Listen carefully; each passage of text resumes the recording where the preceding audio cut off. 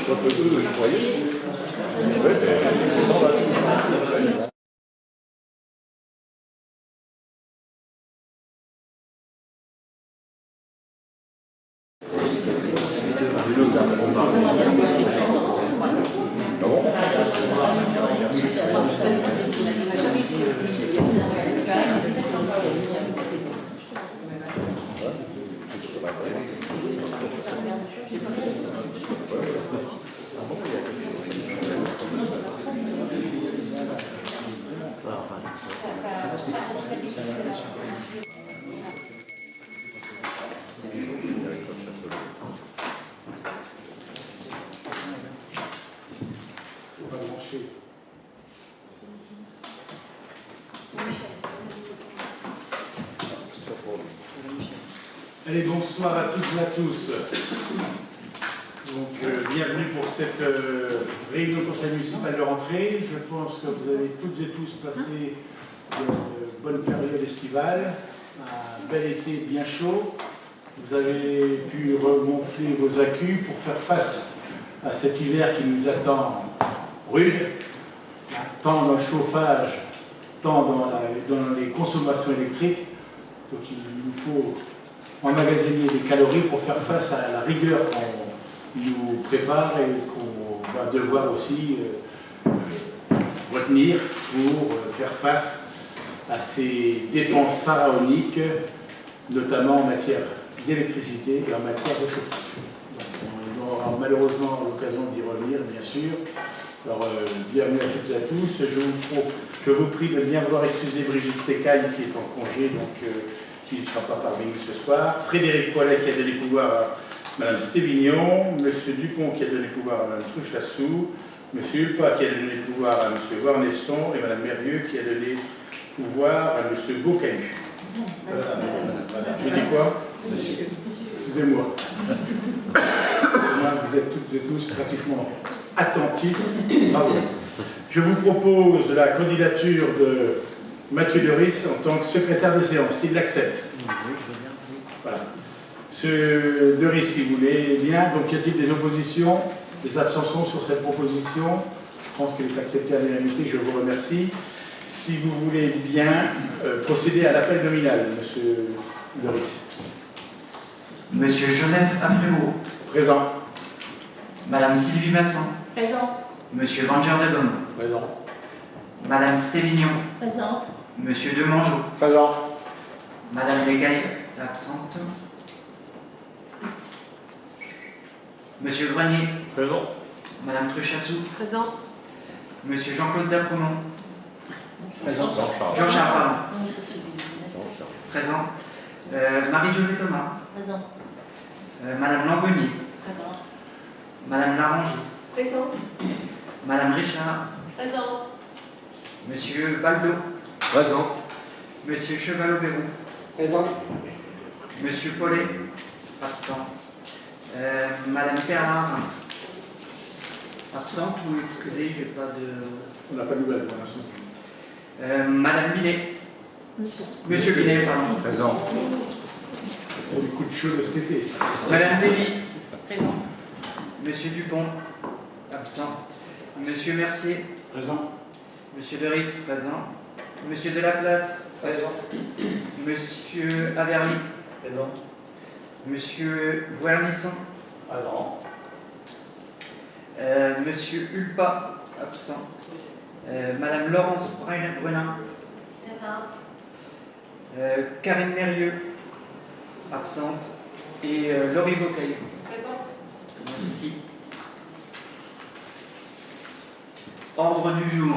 Conseil municipal du 12 septembre 2022. Numéro 1. Enfouissement des réseaux rue Jean-Baptiste Clément. Signature d'une convention avec la FDEA. 2.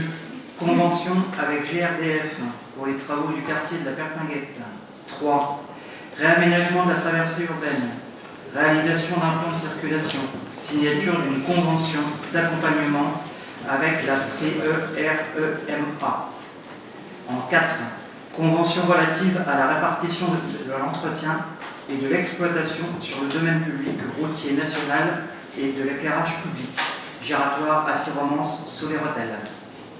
En 5, réhabilitation de la friche Smurfit-Capa, signature d'une convention avec l'établissement public foncier du Grand Est.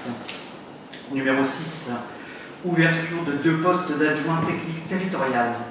Numéro 7, fixation du loyer, maison 6, 4 rues d'agriculture. 8, conclusion d'une convention d'occupation des domaines publics pour les prestations de restauration, débit de boissons d'atmosphère durant la saison culturelle de 2022 à 2023. En 9, concession de services pour la mise à disposition, l'installation, la maintenance, l'entretien et l'exploitation commerciale de mobilier urbain, publicitaire ou non publicitaire. En numéro 10, admission en non-valeur. En numéro 11, décision modificative. 12, acte pris par Monsieur le maire dans le cadre de ses délégations. En 13, information sur l'aménagement de l'ancienne gendarmerie. 14, informations diverses, arrêté, entretien, voirie. 15, questions diverses. Et j'ai vu qu'il y avait un rajout, un point supplémentaire, révision du loyer du commerce Le Jouet. Merci Monsieur Doris. Sur cette proposition d'ordre du jour, avec le rajout du point numéro 15, le loyer du commerce de Jouvet, y a-t-il des demandes d'intervention, des oppositions, des abstentions? Donc on considère que l'ordre du jour est adopté à l'unanimité des présents. Je vous remercie.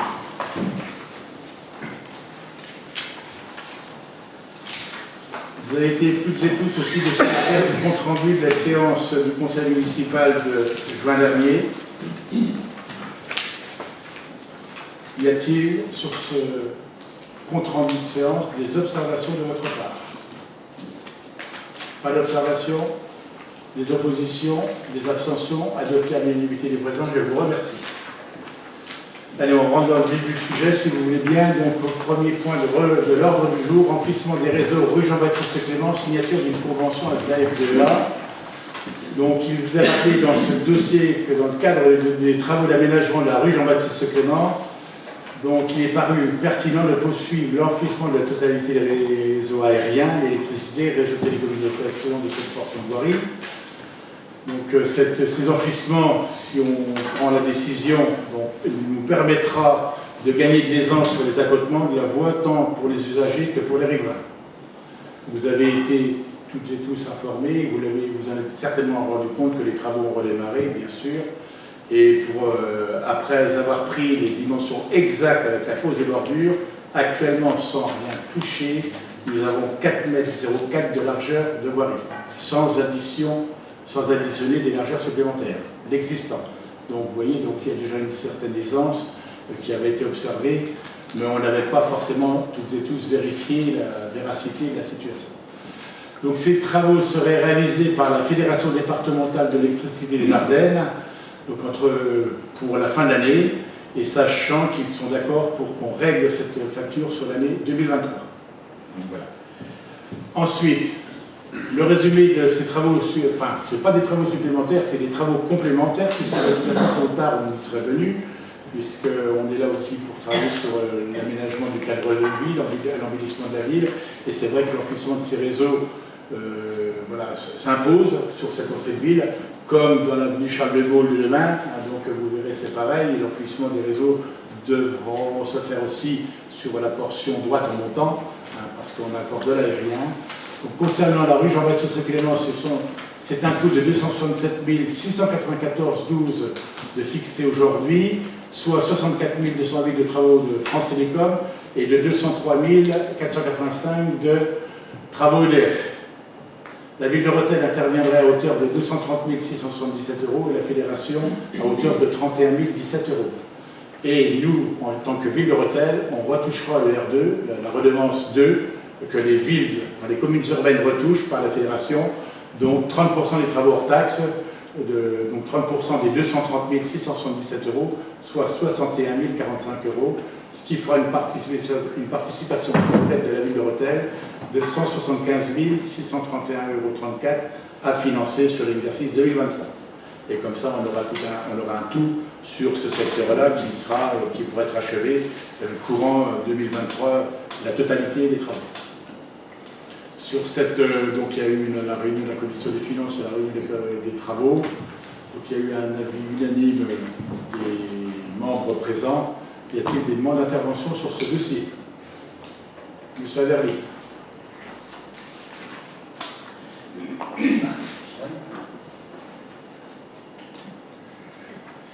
Oui, juste pour avoir du coup un bilan global de l'opération d'un point de vue financier, parce qu'on avait voté au dernier conseil, je crois, 220 000 euros de travaux pour le tracteur central, donc auquel on ajoute 175 000 euros, c'est ça, pour les enfouissements divers. Oui. C'est un deuxième chantier, puisqu'on a l'axe central qui, lui, ne bouge pas. Ça, ce sont des travaux complémentaires pour achever tout le quartier, puisque le premier dossier, on n'avait pas intégré l'enfouissement des réseaux. Donc 220 plus 175, donc on est aujourd'hui à peu près à 400 000 euros. Ouais. Et puis, avec ce 3 enfouissements, en fait, sont compris les travaux d'élargissement de la voirie. Donc vous disiez qu'on était à 4 mètres pour l'instant. On va enfouir sur les côtés pour arriver à 4,50 mètres de largeur de voirie. On est bien d'accord là-dessus? Il n'y a pas de dossier, il n'y a pas de sujet, comme vous dites si bien, M. Averly. Donc il y a eu des réunions. Je dirais que si je dis 4,04 m, c'est que finalement on était à 3,50 m, nous sommes passés à 3,75 m, on est à 4 mètres, donc il est demandé 4,50 m. Il y aura de l'aisance de données, il n'y a pas de souci là-dessus. Donc la fédération, et merci à elle, donc elle a bien compris la situation, qu'il y avait une volonté de polémiquer, parce que c'était une volonté de polémiquer, mais tant mieux parce que finalement on accélère en même temps les travaux de ce secteur-là.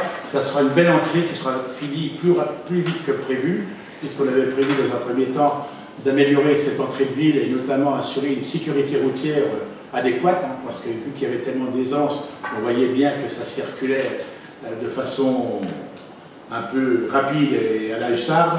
Et avec ces ralentisseurs que nous allons poser et ce tiers central, donc voilà. Aujourd'hui, il y a eu des discussions, les travaux ont été ajournés, enfin arrêtés, on va dire arrêtés. Voilà. Aujourd'hui, ils reprennent, et je crois raison garder pour tout le monde, il n'y a pas de souci. La ville peut supporter ces travaux, bien sûr, parce que quand on demande de l'élargissement, il faut savoir qui prend en charge l'élargissement, puisque la départementale, on l'élargit, qui la finance? C'est le domaine départemental, ce conseiller départemental. Il ne faut pas faire supporter aussi à la ville une propriété départementale. Vous voyez, ça a été la complexité dans les discussions, et je dirais qu'avec la Fédération départementale d'électricité, avec le conseil départemental, donc voilà, tout s'est passé d'une façon sereine, et il n'y a plus de sujet, il n'y a pas de polémique à avoir sur ce dossier-là, bien au contraire. Voilà. Donc tout est propre, il n'y a pas de souci. Je n'ai pas bien compris. Ah bon. C'est 4 mètres, moi je veux être sûr d'avoir bien compris, je suis désolé. Donc là pour l'instant on a 4 mètres, un peu plus de 4 mètres, une fois que le terre-plein central sera réalisé. Le tiers, il est en train de se faire actuellement, et là on peut constater déjà, on n'est pas à 3,75 m comme on l'avait dit, on est à 4,04 m. Tant mieux. Et je dirais que c'est très bien pour tout le monde. Et l'enfouissement qui va être mis en place derrière, sur l'enfouissement sous les trottoirs qui sont faits actuellement, où cet enfouissement permettra d'élargir encore chacune des voies pour arriver à 4,50 m de chaque côté. C'est ça ma question précise. Oui, je vois où vous voulez aller, M. Averly. Il y a les finances de la ville avant toute chose, il n'y a pas de polémique, tout sera respecté pour que ça fonctionne pour n'importe quelle profession, quelle qu'elle soit. Donc le principal c'est, et je le redis, puisqu'aujourd'hui les travaux ont été arrêtés, vous voyez bien que ça n'a pas gêné la circulation, ça n'a pas gêné les professions, quelles qu'elles soient, à travailler. Aujourd'hui, tant mieux.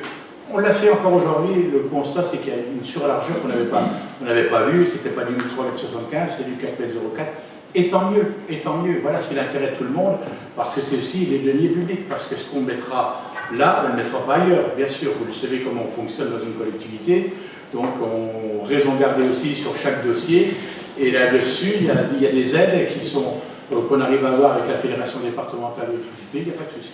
Voilà. Donc on restera à 4 mètres d'euros et quelques. On est d'accord. C'est vous qui le dites, là, attendons les travaux d'enfouissement, comme il s'est été dit. Donc, Il n'y a pas de souci. je comprends pas. Les travaux d'enfouissement permettront d'élargir encore la voirie ou pas? C'est juste ça ma question. C'est rendre de l'aisance. Je ne rentrerai pas dedans, mais c'est tout, je ne dirai pas plus. Ah, c'est bien pour Je sais où vous voulez en venir, mais je ne rentrerai pas dans ce jeu-là. On a autre chose à faire, M. Averly. On est là pour, ça fait 2 ans qu'on est installé, on est là pour faire avancer les choses, et arrêtons de vouloir essayer de gratter pour polémiquer. C'est pas un jeu, M. Afrigo, c'est pas un jeu, c'est simplement avoir un plan précis d'aménagement. C'est bien de nous dire c'est à peu près si c'est à peu près ça. C'était la même chose à la fois, on vous a fait confiance, on a voté, on a vu tous les problématiques qu'il y avait en fait derrière sur un chantier qui n'était pas préparé. Je veux juste savoir si on peut avoir une réponse claire et nette sur l'aménagement qui est réalisé, c'est tout. Enfin, Monsieur Averly, c'est grave, ce que vous dites, un dossier non préparé, un dossier qui a été travaillé donc avec les adjoints, un dossier qui a été travaillé en commission des travaux et commission des finances, un dossier qui a été travaillé et voté au conseil municipal à l'unanimité et vous l'avez voté. Et vous dites que le dossier n'a pas été préparé, vous savez, c'est pas mon style, c'est pas ma manière de fonctionner. Alors là-dessus, je ne donnerai aucune leçon dans ce dossier-là, et dans d'autres domaines, parce que si vous voulez avoir des leçons, je vais vous en donner. En 2 ans de temps, il y a de la leçon à recevoir, si vous voulez bien. Donc voilà, je crois que c'était fait proprement. Vous savez pertinemment, et je sais que vous intervenez parce que l'est passé là, mais moi ça m'est égal, je dirai toujours ce que je pense. On n'a pas lieu de polémiquer, c'est l'intérêt de la ville avant toute chose, parce qu'on a fait perdre du temps à l'entreprise qui perd de l'argent, on a fait perdre du temps à la collectivité, à tout le monde. Peu importe, le principal c'est que tout le monde y retrouve, fonctionne correctement et il n'y a pas lieu. Donc je n'ai pas menti, je n'ai pas trahi quoi que ce soit. On a des travaux de voirie dans notre programme d'investissement sur la mandature et Dieu sait que vous nous avez laissé la ville dans un état déplorable puisqu'on a plus de 50 millions de travaux de voirie à engager pour remettre tout d'aplomb proprement dans cette ville. Il y a du travail. Donc ça ne se fait pas en 1 an, ça ne se fait pas en 10 ans, ça va se faire sur une durée plus longue que ça, puisque 50 millions d'euros, il faut les absorber, les supporter. Donc voilà, raison gardée une nouvelle fois.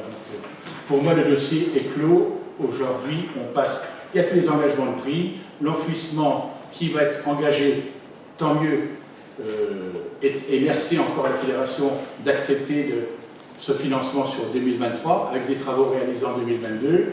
Voilà, donc cette somme elle sera inscrite, ça ne déséquilibrera pas le budget, même si vous verrez tout à l'heure que le budget ne sera en aucun cas déséquilibré, puisqu'on a des recettes réelles qu'on inscrit dans notre budget, et nous n'avons pas, comme auparavant, des recettes espérées, attendues ou sollicitées, et on en attend de réponses. Là, ce sont des réponses claires et nettes de nos partenaires. C'est tout, moi je veux juste un plan. Merci. 400 000 euros de travaux, juste avoir un plan précis et avoir des vraies réponses. C'est tout, voilà. Okay.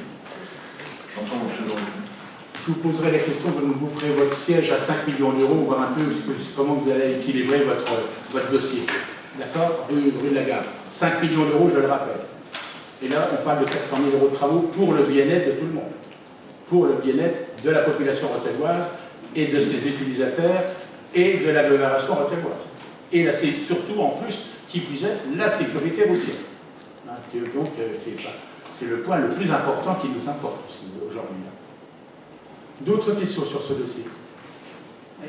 Monsieur Cheval. Oui, j'ai une question, c'est juste une précision. Je pense avoir la réponse, mais il faut que tout le monde comprenne bien. On parle de la rue Jean-Baptiste Clément, on parle que de la portion dans laquelle il y a des travaux. Oui. On ne parle pas juste sur l'ensemble de la... Exact. Vous faites bien de le préciser. Ça va bien, donc en quittant le Rethel, ça démarre des feux rouges, d'accord, jusqu'à sortir de Rethel, direction Bertoncourt, Amagne, Charleville, bien sûr. C'est cette portion agglomérée, donc, avant la sortie du panneau Rethel. Bien sûr, on ne redescend pas en bas, il y a encore une portion qui a été enfuie dans les réseaux. Voilà, il y a encore une autre portion qu'on devra y réfléchir, à enfuir aussi, puisque c'est des 4 fils et non une tresse en gaine électrique. Donc forcément, il y a des pertes d'électricité sur les 4 fils. Il faudra peut-être prévoir un jour de le faire. C'est dommage que ça n'a pas été fait en temps et en heure. Mais on ne peut pas tout faire en même temps. D'autres questions? Madame Vaucahu. Vous avez fait une demande de permission auprès des services de l'État? Non. Franchement. Oui, et du coup, l'avis favorable, il a été donné sous quelles conditions? Il n'y a pas de conditions. Les avis ont été demandés au début, ont été accordés, délivrés, et comme par hasard, par Saint-Esprit, retirés à la veille du démarrage des travaux la première fois, début juillet. Ça avait déjà été accordé. Donc ça a été renouvelé, bien sûr, il n'y a aucun souci. Mais tout avait été fait dans les règles. Vous savez, quand on utilise une route départementale, même si c'est intramuros, que c'est la réglementation qui s'impose pour le maire dans la sécurité routière, le bien appartient au département, le département donne son avis. Et l'avis du département, nous l'avions d'ores et déjà. Et c'est bien de vous poser la question. Tout était clairement établi, il n'y a pas de souci. Sur quelle largeur de voie, du coup? Hein, comment? Sur quelle largeur de On va voie? pas repartir, je ne sais plus, parce qu'à l'époque c'était... Mais non, mais attendez, ça suffit. Maintenant, je ne répondrai plus à ces questions que vous voulez polémiques. Je ne répondrai plus sur ces questions polémiques. Il y a autre chose à penser. On a des budgets de millions d'euros à gérer. Voilà. En largeur de voirie, ne vous inquiétez pas, tout le monde passera d'une façon très simple. Comment? On l'a vu jusque-là. Bien sûr, bien sûr. D'autres questions? Ouais. Juste de profiter, si on peut refaire un point sur justement l'étalage de ces travaux, enfin à peu près à quel horizon on va pouvoir que ça sera terminé, quoi. Je vais vous dire, M. Chevalot, les travaux initiaux, donc je vous dirais en gros, si tout se passe bien, je dis bien si tout se passe bien, parce que normalement en 15 jours ça aurait dû être fait début juillet, je dirais on n'en parlerait plus.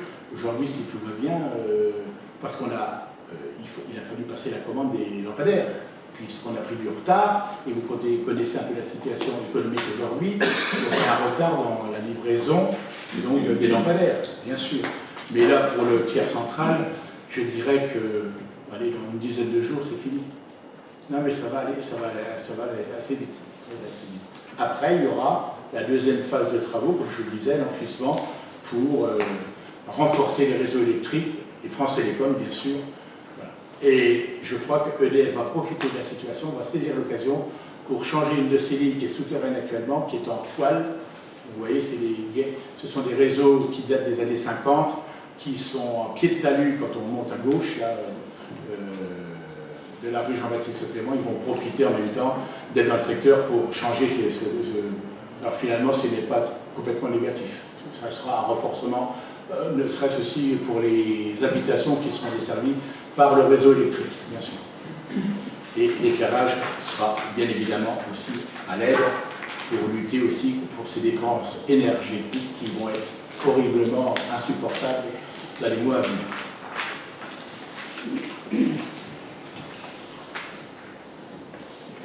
Sur ce dossier-là, des oppositions, des abstentions, les 6, avec les blancs, c'est ça, bien sûr. Allez, adopté à la majorité, je vous remercie. Convention avec GRDF pour les travaux du quartier La Pertinguette. Donc, on vous rappelle, donc, la consultation des entreprises avait été lancée, a été lancée le 23 juillet avec des réponses qui étaient attendues pour le 2 septembre, vous voyez, il y a quelques jours. Donc la commission d'appel d'offres se réunira le 14 septembre prochain pour étudier toutes les enveloppes et le montant des travaux définitifs sera connu à ce moment-là. Voilà. Je vous rappelle, pour être très clair sur ce dossier-là aussi, vous voyez, donc c'était un dossier qui avait été monté initialement quand nous sommes arrivés je dirais aux commandes à hauteur d'1,5 million d'euros. Ça a été pratiquement majoré par commune, par commune, donc de 1 million d'euros, puisque n'avaient pas été étudiés les travaux de renouvellement des canalisations d'eau potable, la suppression des branchements plomb, le réseau assainissement qui était en unitaire et qu'on devait passer en séparatif pour répondre aux exigences de l'agence bassin Seine-Nord-Normandie et notamment pour la gestion de la station d'épuration. Donc tout ça a fait que la rue Maurice Ravel, dont moitié avait été prévue en travaux, pas l'autre, pourquoi on ne sait pas. Donc finalement, comment et la rue Clos-Paroche aussi, qui était en souffrance depuis 10 ans, qu'on a réussi à régler en 2 mois de temps. Donc aujourd'hui, on a trouvé une sérénité, donc les travaux peuvent démarrer, le marché a été lancé, on va prendre connaissance des dossiers dans quelques jours, dans 2 jours. Donc je vous rappelle un peu le financement qui pourrait être présenté par la suite, hein, par transparence. Donc c'est 2 522 000 €, puisque, est-ce que vous avez des plans là, qu'on montre un peu? J'ai déjà vous parlé du plan de financement, après on reviendra sur les plans. Donc avant, le plan de financement, voilà. 2 522 000 € hors taxe, la TVA 504 400 € qu'on financera sur 1 an en attendant son retour. Le coût des travaux, donc TTC, 3 26 000 €, en gros. Les subventions obtenues, je dis bien obtenues, non sollicitées, non attendues, non espérées, non imaginées, ça ce sont de vrais dossiers de demande de subvention dont on est servi aujourd'hui, pas ce qu'on a pu trouver auparavant. Et là, j'insiste beaucoup. Subvention attendue, agence de l'eau, donc il y en a une attendue de 150 000 €, elle est minimisée, mais ça sera minimum 150 000 €, mais on n'a pas la réponse. C'est pour ça qu'il y a 150 000 € en attente. Je reviendrai devant vous pour vous donner le résultat définitif. Il y aura la vente des terrains attendue, plus ou moins 400 000 €. C'est estimé, donc ces ventes de terrain, donc il y a 7 et 4, 11 parcelles qui pourraient être vendues à la résidentialisation dans ce secteur-là. Un prêt relais TVA pour financer la TVA de 500 000 € environ, en attendant qu'on la retouche, soit un total de recettes de 2 514 956. Il restera à la ville à financer à hauteur de 511 444 €. Je dirais donc c'est un dossier aujourd'hui qui est serein, qui est facilement supportable par la ville.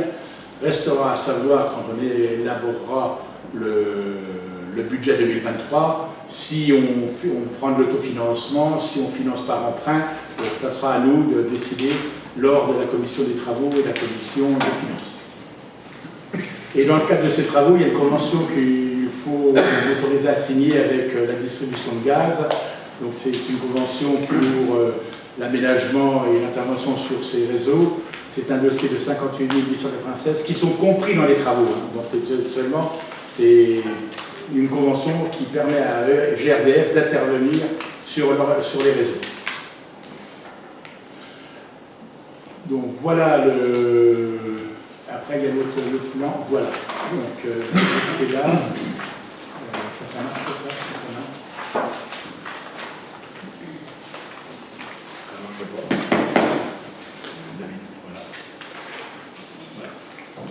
Ça marche. Donc ça c'est la...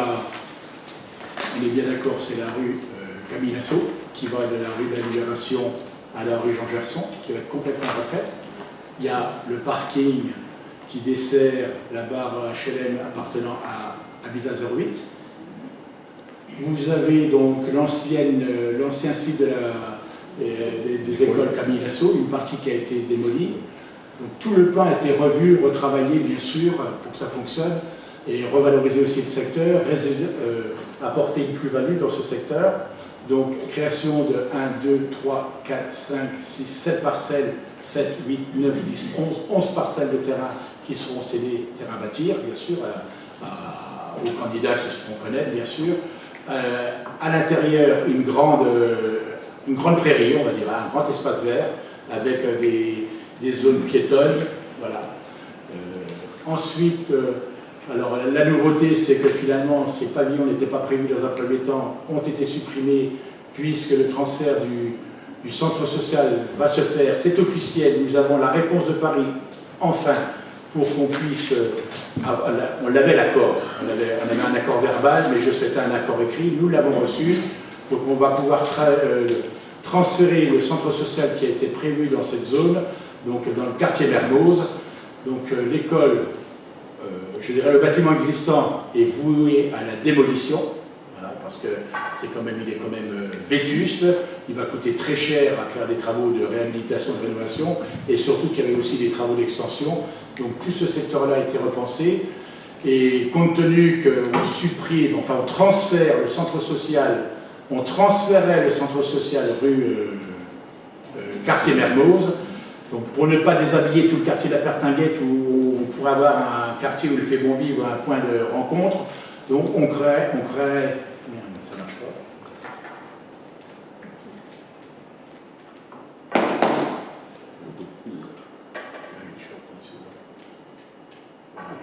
On crée dans cet espace-là une salle associative, à peu près de 120 mètres carrés, pour avoir un point de rencontre, une salle associative pour que les gens du quartier puissent se rencontrer, avoir un lieu sympathique de convivialité dans ce secteur. Voilà, donc la rue Paroche, elle est là, l'impasse Paroche qui est comprise dorénavant dans ces travaux, bien sûr. Donc voilà, c'est tout un ensemble qui va être vu. La rue Maurice Ravel, les travaux arrêtaient ici là. Donc on l'a intégré complètement, son enfouissement, l'enfouissement des réseaux sur sa totalité, puisqu'on arrêtait l'enfouissement ici là. Ce n'était pas prévu dans le devis initial. Vous voyez, donc il a fallu retravailler pour faire quelque chose de propre et de fonctionnel. Voilà. Donc c'est tout un ensemble qui est revu. C'est tout ce quartier qui va être repensé, dans ce quartier La Pertinguette, sachant que par la suite, donc on en parlera tout à l'heure, Espace Sanitaire nous a présenté leur projet de reconstruction des deux immeubles qui sont voués à la démolition de quartier de La Pertinguette. Là, il y a quand même 86 logements qui vont être démolis à La Pertinguette. Ces terrains vont être cédés à la ville pour l'euro symbolique et on pourra repenser aussi à de la résidentialisation dans tout ce secteur-là.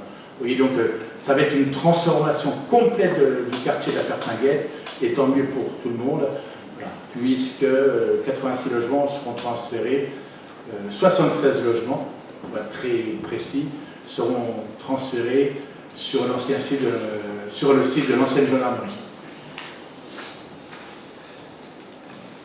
Alors la question c'était la convention GRDF, si vous êtes d'accord, m'autoriser à signer cette convention pour permettre à GRDF, bien sûr, d'intervenir sur les réseaux pour les modifications qui s'imposent. Sur ce dossier, y a-t-il des demandes d'intervention? Des oppositions? Des abstentions? Adoptées à l'unanimité, je vous remercie. Merci, merci M. Averly, vous avez fait un grand pas, vous êtes abstenu la dernière fois, comme quoi finalement de par votre vote, vous nous donnez raison sur la révision de ce dossier, parce qu'il avait été remis en cause par vos soins à l'époque. Aujourd'hui, il a été repensé, on a pris un peu de temps, mais raison gardée aussi, parce que ce centre social dont on parle depuis des années, des dizaines d'années, ça va se faire pour 2023, le dossier est lancé, surtout qu'on attendait cette réponse de l'ANRU, l'Agence nationale de la rénovation urbaine, puisqu'on était hors périmètre du QPV, quartier de vie prioritaire. Voilà, donc je dirais que je vous remercie de votre soutien sur ce gros dossier qui va apporter un plus dans tout ce secteur de la ville de Rotterdam. Oui, je répète ce que je vous avais dit, c'est un projet qui est très cher, mais vous êtes allé chercher des financements qui vont bien, on voit dans le plan de financement. Si tout cela est effectivement respecté, il n'y a aucun problème. Quand on a 500 000 € sur l'ensemble du projet, moi c'est quelque chose qui me convient bien. Et je suis ravi que vous ayez écouté mes conseils sur la remise en place d'une salle associative au niveau du centre social, que je vous avais écrit il y a effectivement 6 mois, pour ne pas déséquilibrer effectivement le projet avec quartier de La Pertinguette. Vous ne manquez pas d'air. Mais bon, c'est une bonne... Je vous en remercie quand même, c'est bien de pouvoir travailler ensemble et d'être écouté. Merci. Le principal, c'est que les Rothellois s'y retrouvent. Et voilà, exactement. Sur ce dossier-là, des oppositions, des abstentions, merci. Réaménagement de la traversée urbaine, réalisation d'un plan de circulation, signature d'une convention d'accompagnement avec le CEREMA. Donc on vous rappelle, pareil, là vous allez voir un peu, quand on parle de subvention rue Jean-Baptiste Clément, donc c'est un dossier qui nous rejaillit en pleine figure, un dossier de 2017. Donc on travaille actuellement, puisque les travaux de pose de passerelle au pont de l'Aisne au pont du Canal vont démarrer bientôt. Pour être très clair, ils démarreront le 3 octobre prochain, c'est demain. Vous avez vu toutes et tous déjà des travaux de préparation. Donc certaines entreprises ont déjà travaillé aux abords des ponts pour dévoyer certains réseaux, pour qu'ils puissent couler les pieux. Et là, donc, sera associé à ces traverses, comme on l'avait dit, donc le réaménagement de la traverse rue Gambetta, rue Colbert. Et là, je vous propose de raccrocher la rue Chanzy qui n'était pas prévue, puisque c'est un dossier qui est en souffrance depuis 5 ans, et nous venons d'être rappelés à l'ordre par les services de l'État. À savoir que, si vous voulez bien te retourner, voilà, à savoir que voilà, on découvre ce dossier rue Chanzy, c'était pas prévu, il y avait un dossier de 922 000 € qui était prévu, voilà, avec des recettes prévues, 81 000 € qui ont été votés, versés à la ville, enfin, votés à la ville, des subventions qui n'ont jamais été demandées, que ce soit la DETR 2020 et le département 87 000 aussi, ça n'a jamais été déposé. Donc une TVA à récupérer si on fait les 922 000 €, il y a un reste à financer quand même de 687 887 €. Mais le problème de fond, c'est que les services de l'État viennent de me demander où nous étions sur ce rue Chanzy. Rue Chanzy, c'est là que j'ai fait faire des recherches par les services qui s'imposent dans notre collectivité. Ce dossier n'a jamais été démarré. Il y a une demande, voilà. Donc il s'interroge sur l'avancée qui n'a d'ailleurs jamais démarré. Afin de ne pas perdre le bénéfice de cet acompte et du solde de la subvention, on a l'obligation de reprendre les travaux de la rue Chanzy. Parce qu'il y a une subvention qui a été versée, on ne sait pas où elle est partie, elle n'a pas servi à la rue Chanzy. Je le dis haut et fort, tant pis, parce que ça nous porte préjudice, mais à un moment donné, il faut appeler un chat un chat. Donc on ne sait pas où ils sont partis, donc il y a eu une enquête, une étude de faisabilité qui a été réalisée par l'entreprise Inigesia. Ensuite, et avant de recruter un assistant de maître d'ouvrage pour la rédaction du programme de travaux, donc on a pensé aussi, on l'a aussi prévu dans notre programme des élections municipales, de revoir un peu tout ce plan de circulation. Donc si on retravaille sur cette traversée de la ville de Rethel, avec ses passerelles, avec la rue Gambetta, avec la rue Colbert, il y a la rue Chanzy qui va s'ajouter. Donc là, repenser donc à ce plan de circulation, ça nous permettra de connaître un peu les flux des déplacements, les différentes problématiques de circulation ou de stationnement dans la ville. Donc il y a le centre d'études et d'expertise sur les risques de l'environnement et la mobilité et l'aménagement, le CEREMA, qui m'a été proposé par les services de l'État. C'est une structure publique de l'État qui nous propose un accompagnement gratuit sur 5 jours et qui nous permettra donc de nous aider pour définir un cahier des charges pour le recrutement du bureau d'études, d'analyser les offres des candidats et apporter finalement aussi un regard sur le résultat de l'étude qui nous sera fourni. Voilà. Si vous en êtes d'accord, vous m'autorisez à signer cette convention avec le CEREMA et on lance dans la foulée cette étude sur le plan de circulation à travailler sur la ville. Donc, sur la ville dans son ensemble, bien sûr. Des questions sur ce dossier-là? Donc, oui, Madame Bocahu. On ne voit pas du tout d'inconvénient sur ce que vous avez dit. Par contre, ce sont des projets importants. Tout est écrit. Oui, non, mais c'est justement ce que je viens de dire. Mais ce sont des projets importants. Ça serait bien que tous les adjoints et conseillers soient associés au projet. Si on pouvait faire une réunion de travail entre nous tous. Il y a des commissions adéquates qui sont réunies. Oui, mais là, on touche quand même plusieurs secteurs. Les travaux, les finances, le cadre de vie, l'animation. On pourrait quand même tous s'associer à ce projet-là. Je n'écarte personne, je vous dis qu'il y a des commissions qui ont été mises en On ne peut place. pas assister aux autres commissions. Laissez-moi finir. Attendez, vous avez fait votre choix quand on a été installé. Voilà, je ne peux pas faire une pléthore de réunions parce que vous savez qu'il y a des réunions, on en a tous les jours. Je sors tous les jours à 21h, 22h tous les jours. Je sais, mais je ne parle pas que pour moi, je parle vraiment pour tous les conseillers autour de la table, si vraiment vous pouvez tous associer au projet. Non, mais ça là-dessus, les commissions adéquates seront réunies pour travailler sur ces travaux-là, sur ces dossiers-là. Il n'y a pas de problème. Il y a des travaux voirie, la commission voirie, la commission cadre de vie, la commission des finances, je crois, les adjoints que j'associe à toutes les commissions quand ils sont disponibles, parce que les adjoints ont beaucoup de représentations, beaucoup de réunions aussi assumées. Alors je vous dirais qu'on ne chôme pas. Donc là-dessus, ne vous inquiétez pas, il n'y aura pas de souci pour que le maximum de monde soit associé à tous ces grands dossiers, bien évidemment. Parce que c'est des dossiers assez lourds, qui sont même épineux, parce qu'il va falloir très réfléchir et d'être attentif aussi à ce qu'on nous proposera pour essayer de trouver des solutions dans certains quartiers. Parce qu'il n'est pas question de soulager les quartiers pour aller, je dirais, poser des soucis dans d'autres. Mais soyez rassurés, tout le monde donc, sera convoqué comme il se fait chaque fois. Il n'y a pas de souci. D'autres questions? Monsieur Averly.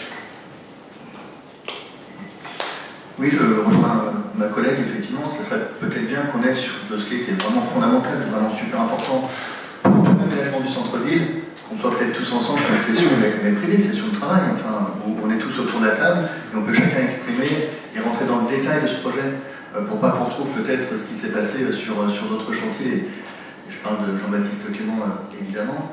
Et sur le sujet que vous nous proposez ici, oui, avoir des compétences, les compétences de l'État autour de la table pour porter un projet, je pense que c'est vraiment nécessaire sur un projet aussi important. Il ne faut pas qu'on arrive au même sketch que ce qu'on a pu connaître effectivement sur la route Jean-Baptiste Clément. Merci de me le rappeler. Remplir cette volonté de polémiquer, ne vous inquiétez pas, j'essaye de faire un fonctionnement autre que le vôtre à la communauté de communes du Soleil. Voilà. Ne me reprochez pas ce que vous appliquez à vous. D'accord? Et je crois que ça ira très bien comme ça. Voilà, exactement. Il n'y a pas de souci, donc les commissions seront adéquates, seront invitées. Voilà. Mais il y a des fonctionnements qu'il faut aussi respecter.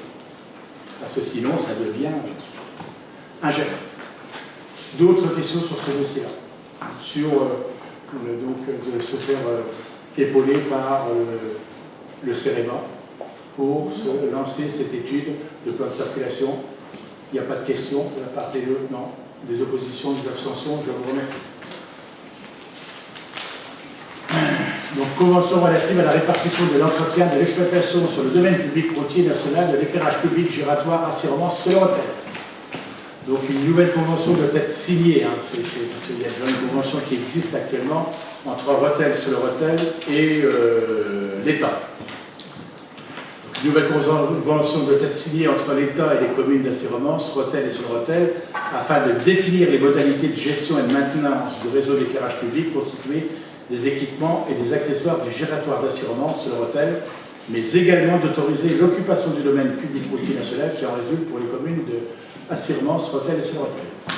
En clair, la gestion de l'éclairage public aujourd'hui du giratoire, du créneau nord, du créneau sud de Rotel, donc situé sur la commune d'Assurance. Et donc, les travaux d'entretien et de rénovation sont à la charge de l'État, et les travaux de fonctionnement, notamment j'ai eu les changements, les remplacements d'ampoules et les consommations électriques, sont à la charge de Rotel sur le Rotel.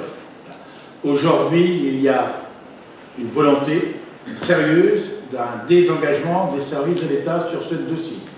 Si on ne trouve pas de solution pour maintenir cet éclairage au créneau sud de Rotel, donc l'éclairage sera purement et simplement démonté par les services de l'État. Donc ce serait dommage pour l'image de l'agglomération rotelloise, pour sa sécurité en entrant en ville. Donc on a cru pertinence de réunir les Rotel, enfin le maire de Rotel, le maire de Soleurrotel, le maire d'Assurance et les services de l'État et tous les services qui s'imposent pour essayer de trouver des solutions. La seule solution, c'est la remise en état du parc existant, avec le remplacement des lampadaires défectueux s'ils sont défectueux, bien évidemment. C'est de donc remettre tout le parc à neuf et de le transférer donc à la commune d'Assurance,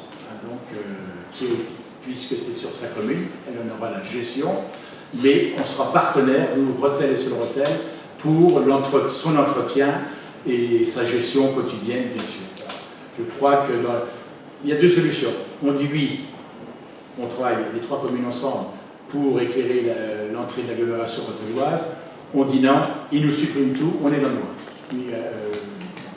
Oui, j'ai une question parce que vous disiez tout à l'heure qu'effectivement on allait en préambule de ce conseil qu'il y avait comment dirais-je, justement des chantiers qui vont être mis en place pour réfléchir sur tout ce qui concerne l'énergie et l'électricité. On est en plein dedans. On est en plein dedans. Alors est-ce que la réponse on doit l'avoir aujourd'hui? Enfin, je veux dire, est-ce que c'est pas un petit peu, est-ce qu'il y a l'urgence d'avoir à répondre à cette question? Je pose la question. Enfin, je veux dire, est-ce que répondre aujourd'hui alors qu'il y a des chantiers, enfin, je veux dire, vous allez mettre certainement des commissions peut-être sur ce genre de sujet. Est-ce que c'est pas un peu prématuré? Enfin, la question que je me pose déjà, c'est pourquoi Rotel figure dans cette enveloppe? Parce qu'à la limite, vous parlez d'assurement, enfin, on voit bien géographiquement où ça se situe. Je vois pas très bien ce que Rotel vient faire là-dedans. Enfin, Rotel est dedans depuis la création de la contournante depuis 1990. D'accord. Ça a été une volonté de Rotel et de Soleurrotel. Voilà, je ne vous en dirai pas plus, donc de prendre en charge ce dossier-là. La commune de Sironan s'était retirée puisqu'elle considérait que c'était le domaine national et c'était à l'État de se prendre en charge et de ne pas faire supporter ses dépenses aux collectivités. Et ça a été une décision qui a été prise autrement par Rethel-sur-le-Rethel, parce que voilà, ils espéraient avoir peut-être aussi, quand la zone de l'Étoile était en construction, c'est d'avoir cette prise en charge aussi répercutée sur d'autres secteurs, mais ça n'a pas marché. Donc voilà, c'est pour ça que ça marche comme ça. Donc l'étude a été faite aussi parce que tout va passer en LED. Il y a des points lumineux qui vont être revus aussi, parce que tu parlais d'économie d'énergie. Forcément, quand on voit les 4 points lumineux sous les chaque pont, il n'y en aura plus que 2. Hein, donc ils ont retravaillé l'éclairage sous les ponts et sur les extérieurs. Tout est retravaillé et tout sera passé en LED. Mais c'est là, c'est maintenant. On ne peut pas attendre parce que la plan de circulation, c'est pas avant un an. Eux, ils n'attendront pas. Il ne faut pas. Aujourd'hui, on n'a pas le choix. Voilà, c'est tout. Donc, je dis que dans l'intérêt de l'agglomération retholoise, il faut qu'on poursuive. Nous, ça ne change rien. Ça va changer quelque chose. C'est pour la commune d'Assurance qui, jusqu'à maintenant, était en retrait. Voilà, pour être très clair. Et la seule chose, enfin, une chose importante, c'est qu'on aura en charge la gestion complète, hein, donc, de l'entretien, du remplacement qu'on n'avait pas jusqu'à maintenant. L'entretien, on avait pour le remplacement des ampoules. Et puis la gestion des consommables, mais des lampadaires par eux-mêmes, des luminaires. Donc jusqu'à maintenant, c'était en charge de l'État. Mais ça à prendre ou à laisser, c'était clairement dit. On a traîné les pieds depuis un certain temps, et aujourd'hui, l'ultimatum est donné, c'est comme ça, ou sinon on démontre qu'ils ne veulent plus s'embêter avec ça. Voilà. Je dirais que, bon, c'est pas... On ne s'engage pas sur un dossier pharaonique, hein. C'est réparti au prorata de la population sur les 3 communes, bien sûr. La convention sera signée aussi en plus par la commune d'Assurance, puisque c'est sur son territoire. Et nous, on sera partenaire avec les conditions, tout simplement. Ouais. Ils en sont où en fait sur les Rethel et à Sironan sur ce sujet? Ils ont donné leur accord. Ah, c'est déjà... Eux, ils ont donné leur accord, on est les derniers à le donner. Pour être très clair aussi là-dessus, donc ils ont déjà délibéré. Et sur le Rethel et Assurance, hein, c'était le plus important pour Assurance, donc il y a déjà un avis favorable de leur part. Voilà. Et vous faites bien de me le rappeler, parce que j'avais oublié de vous le dire. Sur ce plan-là, est-ce qu'il y a des questions qui vous... Il y a? Non? Peut-être juste sur le montant, à la bouche. Juste sur le montant à la bouche, je pense que c'est les consommations, je ne sais pas. Franchement, je dirais que c'est un dossier... moi, je leur ai demandé les factures on ne sait même pas, mais il y a des points, je ne dirais pas, parce qu'on ne sait pas qui paye ces factures aujourd'hui.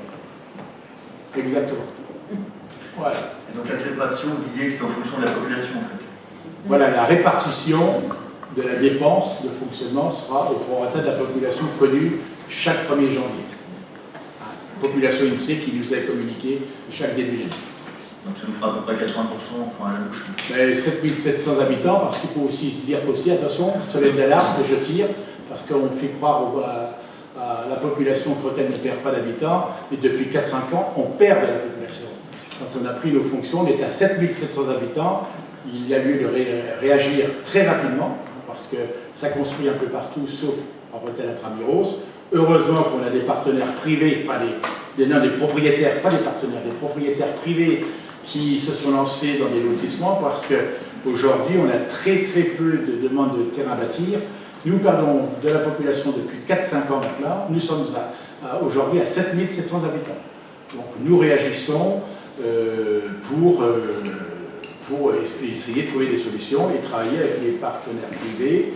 Et aussi, nous aussi, à trouver la preuve, c'est qu'on a travaillé sur le dossier de la Pertinguette, et là, on va pouvoir débloquer 11 parcelles de terrain bâti. Et ce sera 11 familles supplémentaires qui arriveront sur Rethel, bien sûr.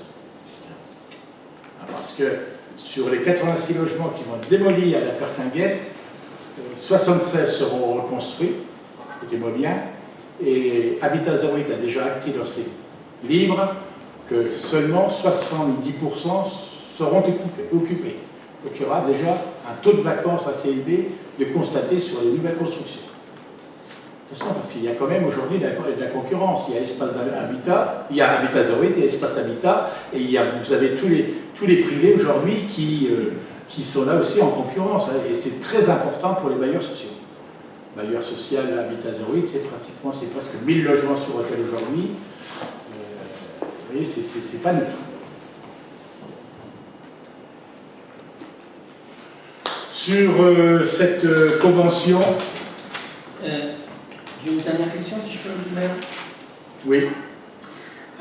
Si je lis le texte, donc c'est les 3 communes s'engagent à reprendre gratuitement les installations d'éclairage public. Donc ça, il y a déjà en fait, il y a une première action, c'est de reprendre gratuitement, on prend ou on ne prend pas, c'est la première question.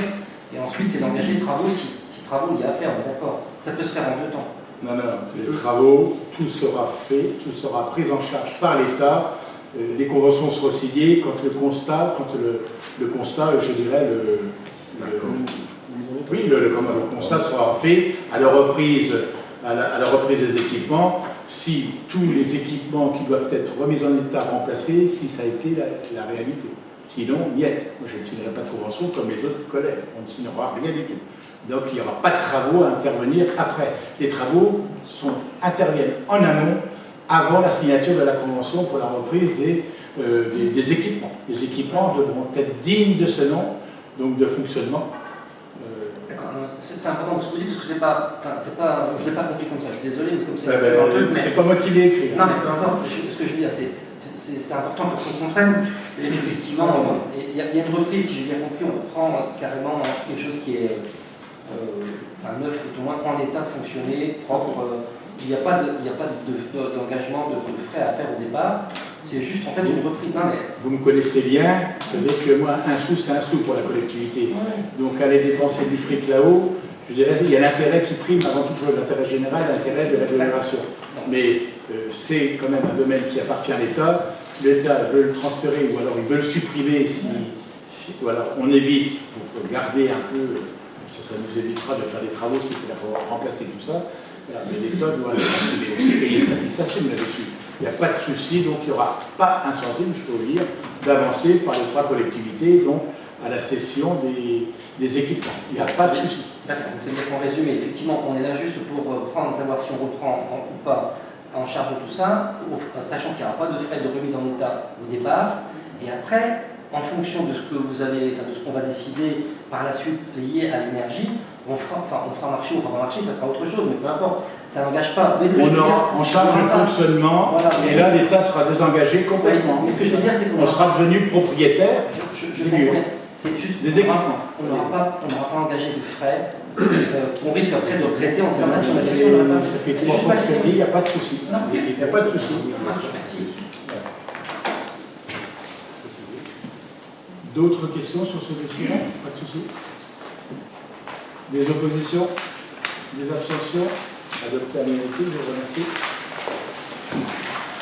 Un gros dossier assez lourd aussi, la négociation de la friche Smurfit Kappa, donc signature d'une convention avec l'établissement public foncier Grand Est. Donc on vous le rappelle que le déménagement de l'entreprise Smurfit Kappa va commencer une friche industrielle de près de 27 000 m², pratiquement toute l'activité.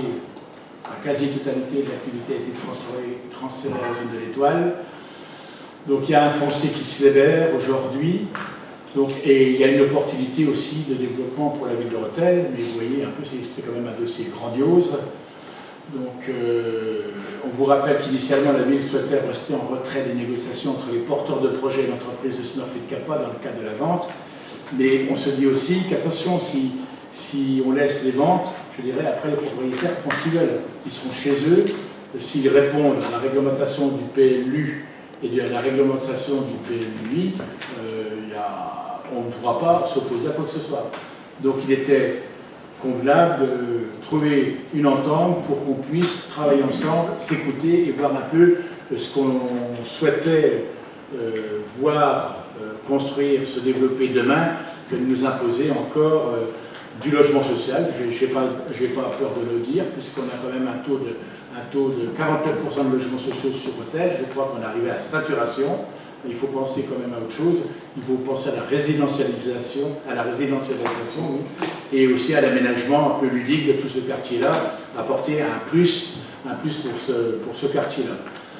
Donc il est évident qu'une intervention seule de la ville de Rethel, que ce soit quelle que soit la collectivité, compte tenu de la situation, c'est quand même très important et très indigeste et je dirais presque insupportable à l'heure actuelle pour la ville, bien sûr, pour définir un programme. Donc, vous tournez, voilà.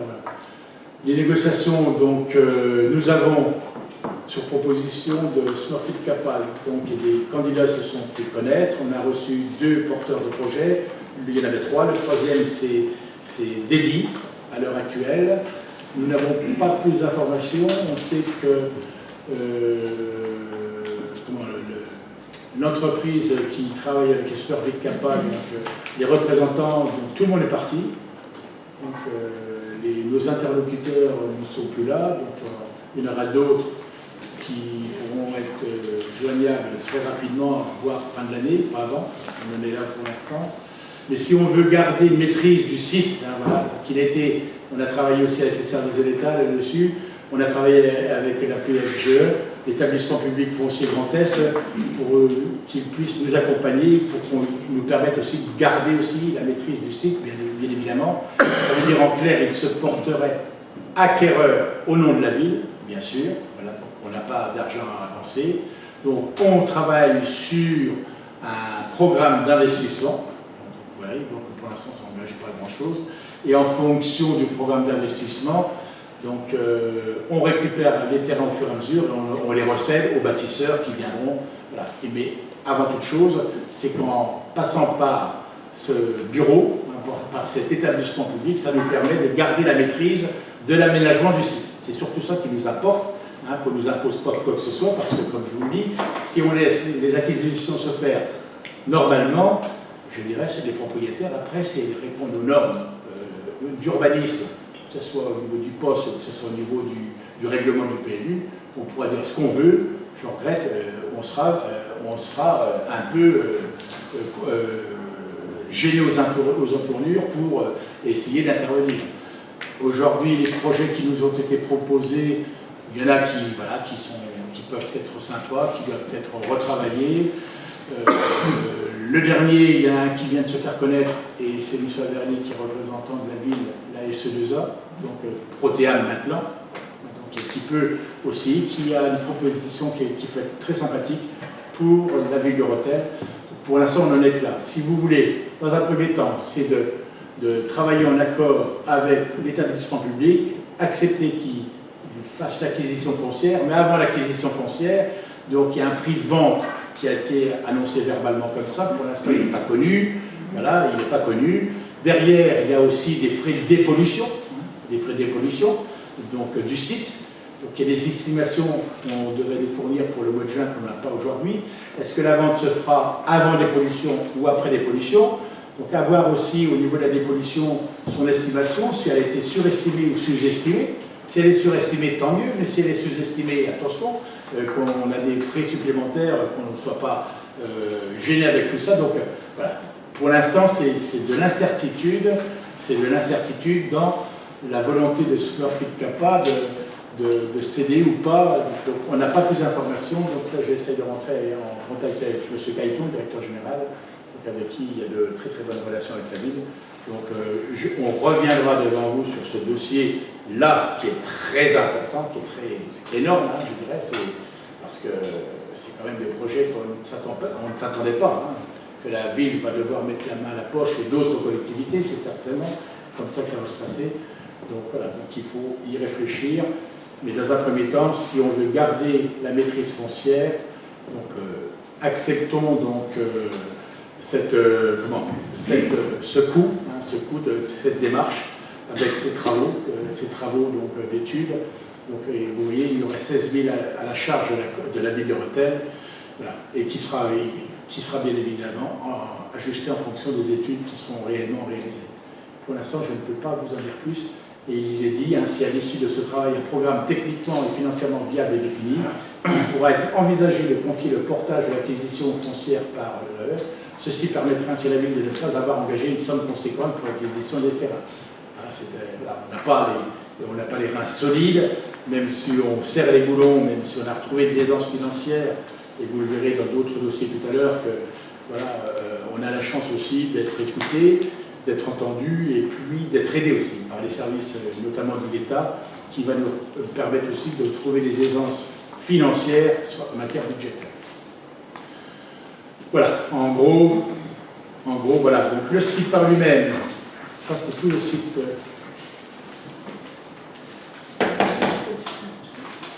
Voilà, ça c'est tout le site, ça c'est la rue Hippolyte Noiret.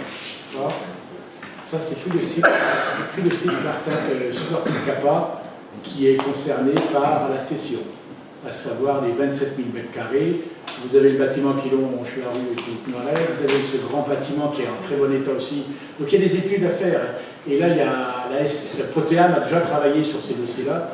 Il y a des propositions qui sont faites, mais après, il faudra qu'on se mette autour d'une table pour qu'on réfléchisse, voir un peu qu'est-ce qu'on va faire dans tout ce secteur. Voilà.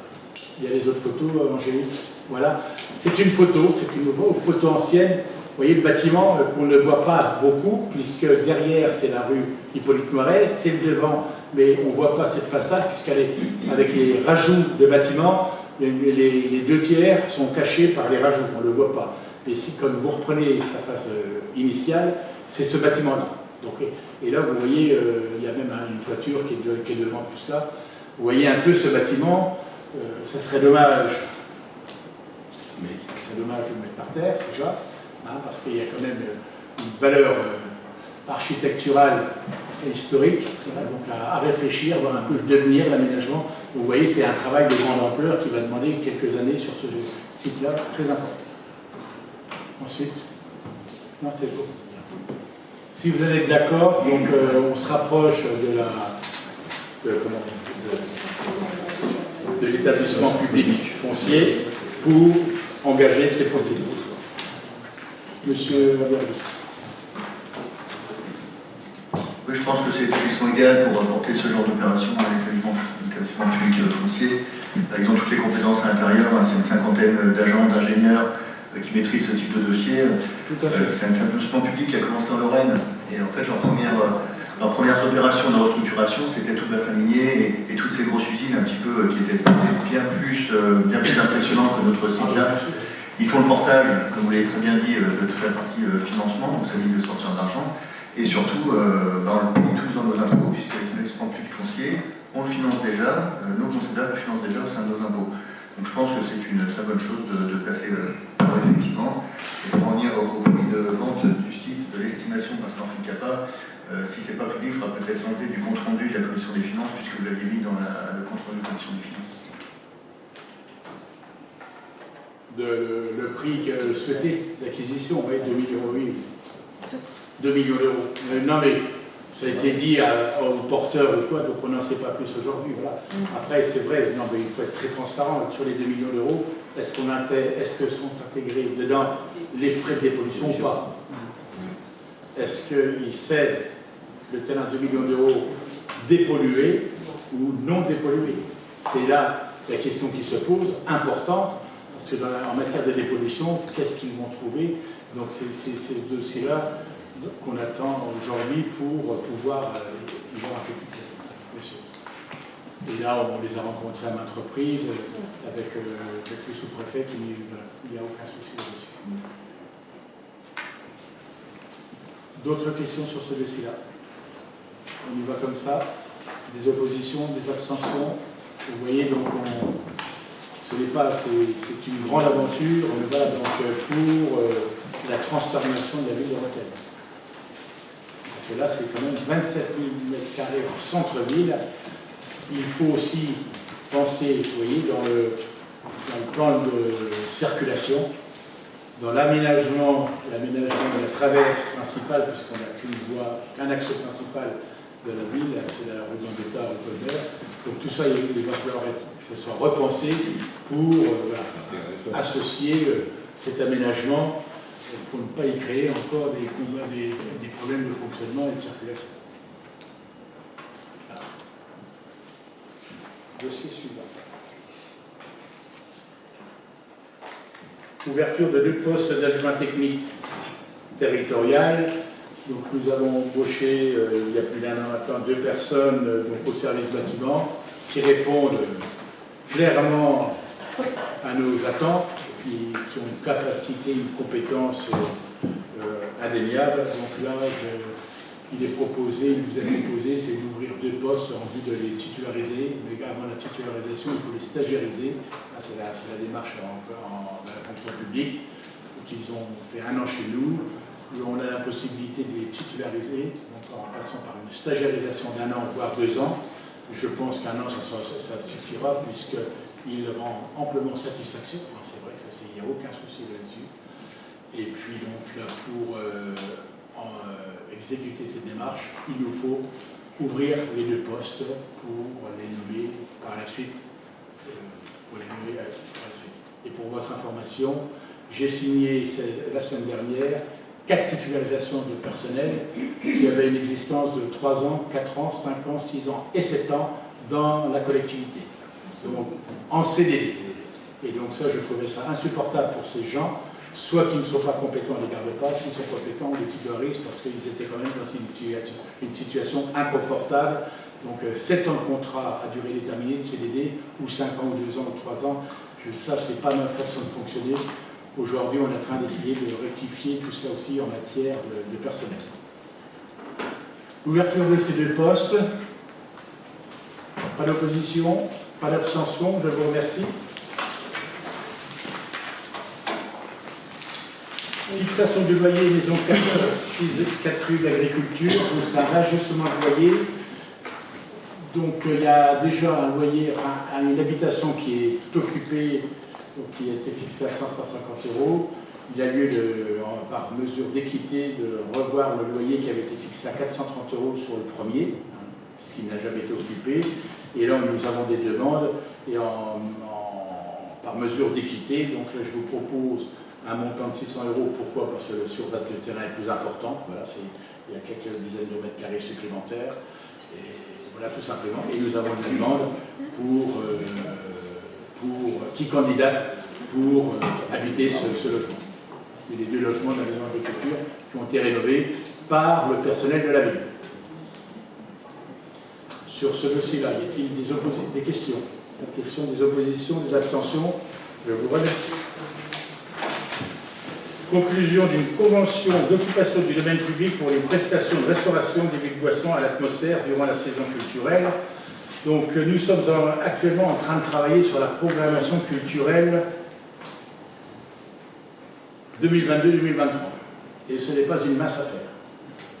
Puisqu'aujourd'hui, la saison culturelle n'est pas en place parce qu'on découvre que le fonctionnement de cette salle, c'est une gabegie, je dis bien une gabegie financière qui devient insupportable pour cette ville, puisque c'est pratiquement plus de 300 000 € de dépenses sur cette ville sans rentrée d'argent.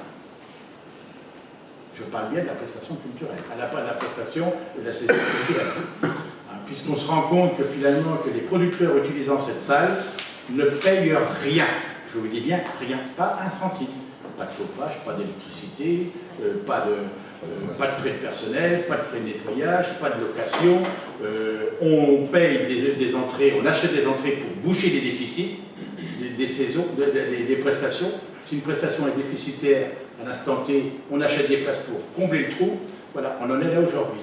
Alors, à un moment donné, quand on voit tout ce fonctionnement, on s'est dit peut-être y mettre en face une délégation de service public pour gérer cette prestation. Mais on se rend compte que ce n'est pas possible, dans le sens que quand on a fait le compte des dépenses de fonctionnement de cette salle, c'est plus de 313 000 € en 2019, en année pleine. Donc on ne peut pas tenir compte 2020-2021 avec la période de la Covid, bien sûr. Et il y a des points sur lesquels ça fait peur, puisque demain, avec les restrictions qu'on nous impose et la sévérité des factures qu'on va recevoir électriques et de chauffage, aujourd'hui, l'atmosphère, c'est pratiquement 40 000 € de frais d'électricité, actuellement.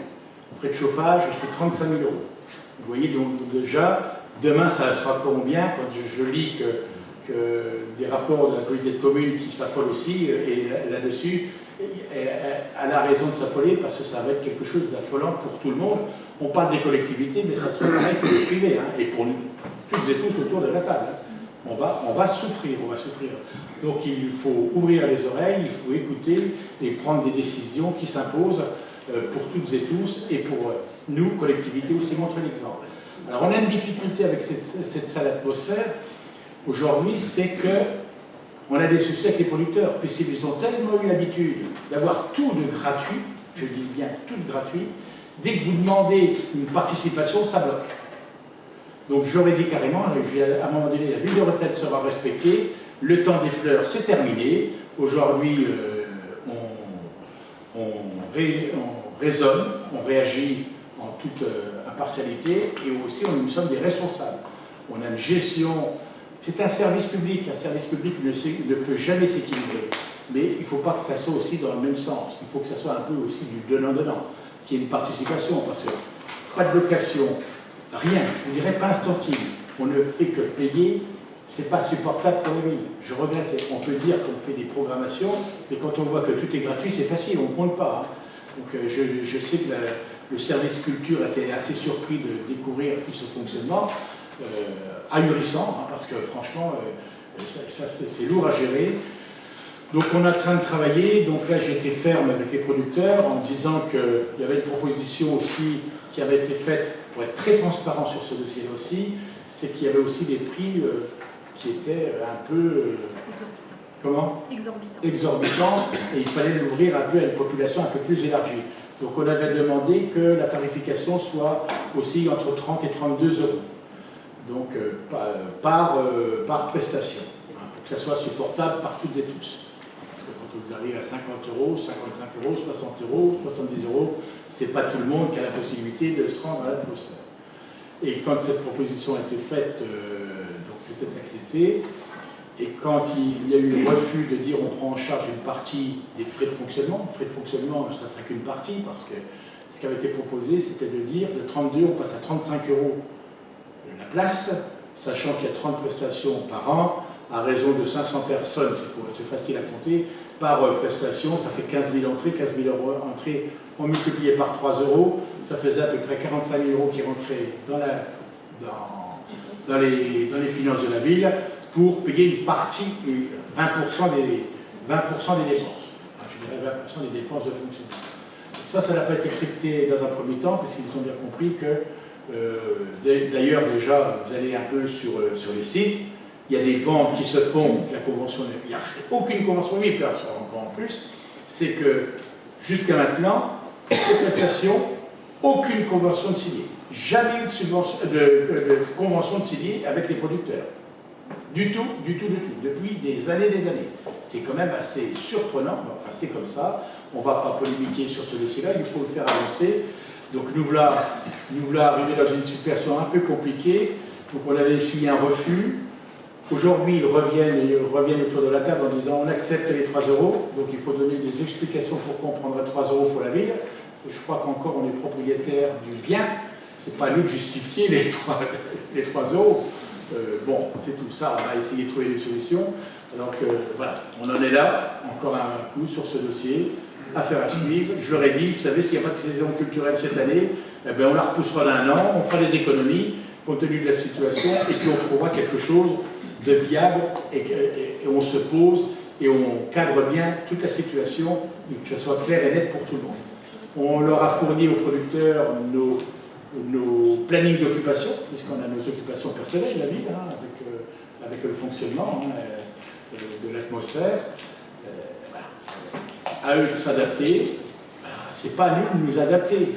On doit faire aussi un effort. Je crois que l'effort a été grandement mené jusqu'à maintenant, puisque c'était une gratuité totale jusqu'à maintenant, une gratuité totale. Aujourd'hui, c'est fini, ça c'est plus possible. Il faut aussi que les gens participent un peu. Même pas le ménage, même pas le personnel, rien du tout, pas un centime, au contraire, il n'y avait pas un centime. Donc là, et même payer les déficits en achetant des places, là je crois que c'était un peu la côté, là ça m'a mis en colère, parce que je dis maintenant, ça suffit, il faut qu'on travaille différemment, que ça soit propre pour tout le monde.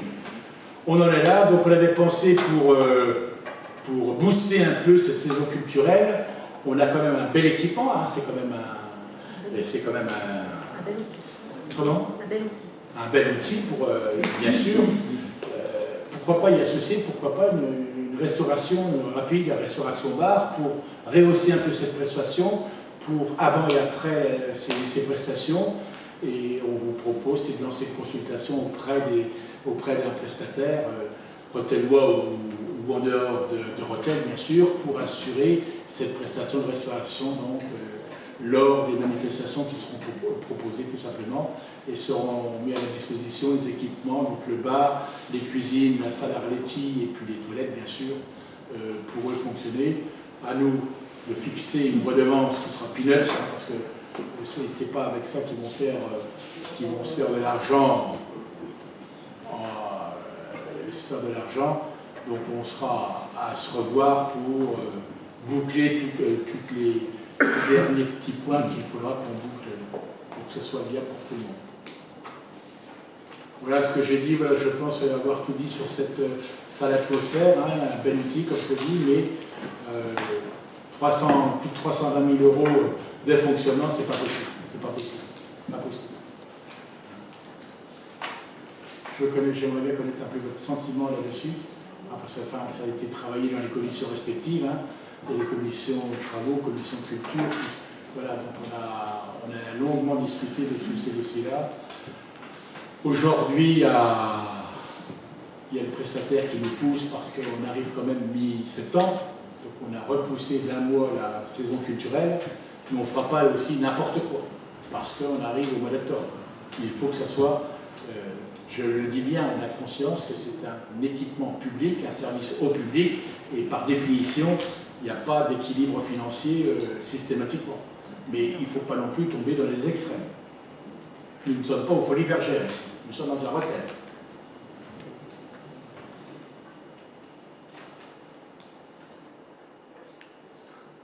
Vous voulez dire quelque chose, M. Baldou? Non? Non, mais le montant est exorbitant. Le montant est exorbitant. Le montant du fonctionnement, il faut appuyer sur le petit bouton.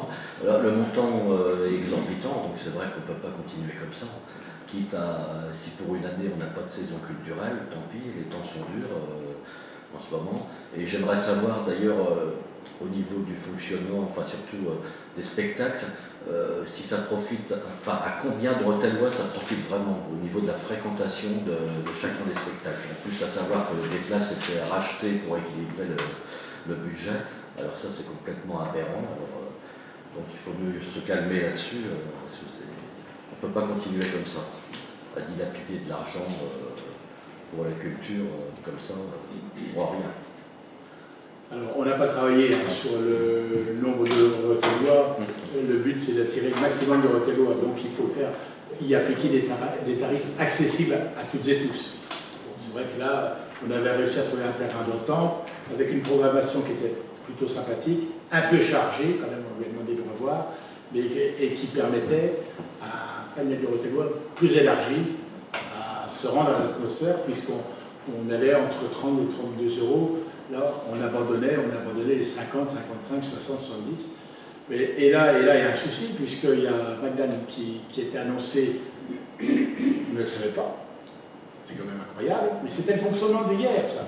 Puisqu'il y a 3 programmations qui sont sur les réseaux aujourd'hui. On apprend, moi je l'apprends au Fêtes de Sainte-Anne, c'est un groupe qui nous annonce rendez-vous à l'atmosphère, telle date, ah bon. Voilà, donc on ne sait pas qui a programmé, de où ça vient, on n'arrive pas à savoir, avec des tarifs. Alors Magdan est annoncé, on respecte déjà même pas le contrat qu'on pourrait signer ensemble, de 30-32, puisqu'il est déjà affiché à 39,70 €. On n'est pas loin, pour ne pas dire 40 €. Alors on m'a dit, rassurez-vous, monsieur le maire, j'ai fait annuler la prestation, elle est reportée en avril. Mais elle est toujours reportée en avril à 40 €, 39,70 €. Donc ça ne va pas toujours avec les 30-32 €. Donc il y a tout cela à revoir. Et à qui ça profite, on ne sait pas, on sait à qui ça profite aux producteurs, bien sûr. Voilà. Puisque dans les cachets aussi des prestations, un exemple comme Romanov, qui est très bien, hein, je suis allé la voir, bien sûr, j'ai payé ma place, comme tout le monde, elle demandait un cachet, pas elle, son producteur demandait un cachet supplémentaire, elle était à guichet fermé, c'était à saturation, 750 places de vendues, il demandait un cachet de 4 000 € supplémentaires. Ivanov, c'était un cachet supplémentaire de 8 000 €. Ils sont payés des cachets supplémentaires aussi, en fonction de... C'est tout ça qu'on a mis bout à bout. Et qu'il faut qu'on revoie un peu ce fonctionnement. Voilà, on n'est pas là pour tout démolir, mais on est là pour que ça fonctionne proprement et correctement. On est propriétaire de rien ici, on n'est que des locataires, on nous demande de gérer une collectivité, bon, on le fait le meilleur du possible, et puis je vous dirais, les 300 000 euros, bien sûr qu'il y a une grande partie qu'on devra prendre en charge, parce que ça fait partie de notre responsabilité et notre mission, hein, de développer la culture sur la ville, mais il faut aussi arrêter aussi, excusez-moi, les conneries. On a une salle, elle est à nous. Aujourd'hui, cette salle ne nous appartient pas. Voilà, c'est quand même à nous de prendre les décisions, et non les producteurs. Voilà, c'est le constat qui peut être fait. Voilà, donc, affaire à suivre. Pour en revenir sur cette prestation, si on peut additionner, rajouter à cette saison culturelle, cette prestation de restauration rapide, pour rehausser un peu ces moments conviviaux, pourquoi pas.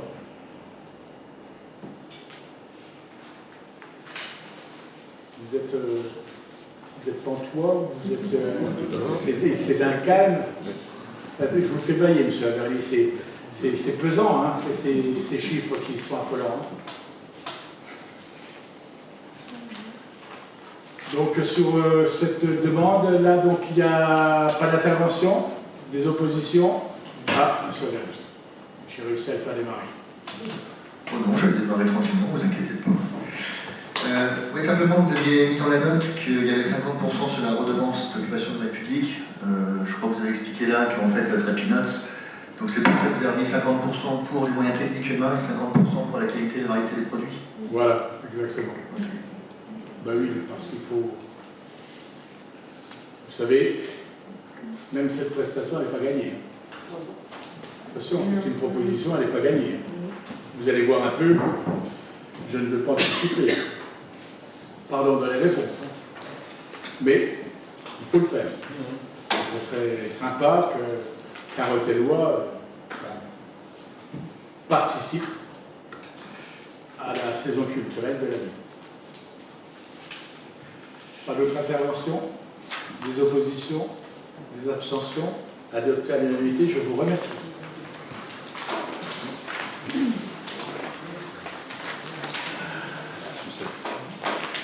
Les planisphères. Vous savez que cette ville est dotée de 19 planisphères dans la ville. Vous savez, c'est des panneaux publicitaires lumineux. Donc, ils sont gérés aujourd'hui par Claire Chanel. Donc, ces conventions sont arrivées à échéance. C'était des conventions de gré à gré jusqu'à maintenant. La loi a changé sur les marchés publics. Aujourd'hui, on doit lancer une consultation pour faire un appel à candidature pour la gestion de ces planisphères, les 19. Il y en a 19 éparpillés dans la ville.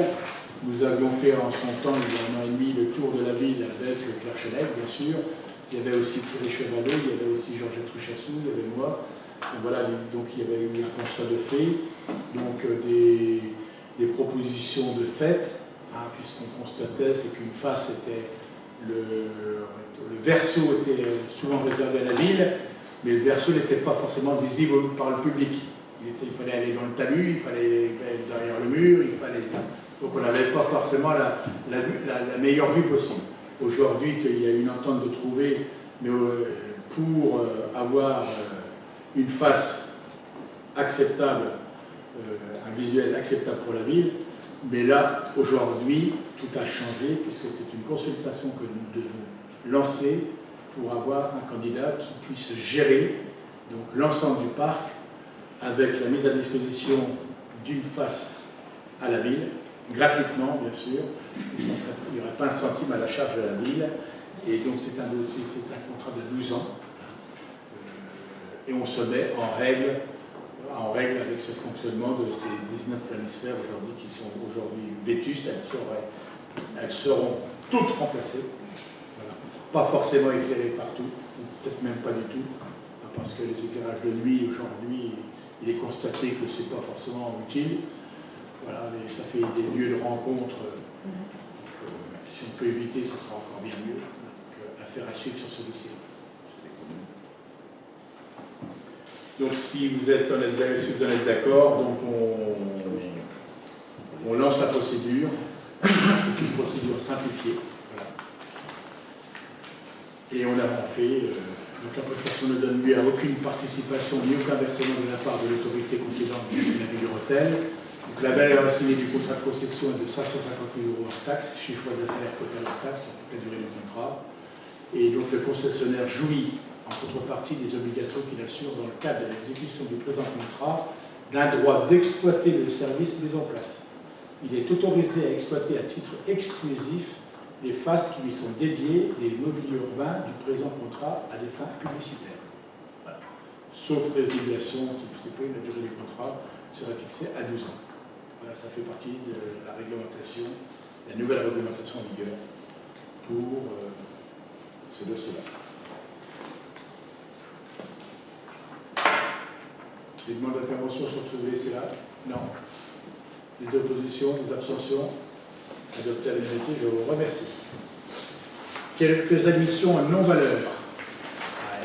Il y a 7 700 € que nous devons abandonner, à savoir la SARL GoToMove, c'était les loyers de la salle de sport. Donc on vous le rappelle, 5 146,12 € qui correspond au non-paiement des loyers de 2014 et de janvier de février, à hauteur de 2 573,06 € chacun.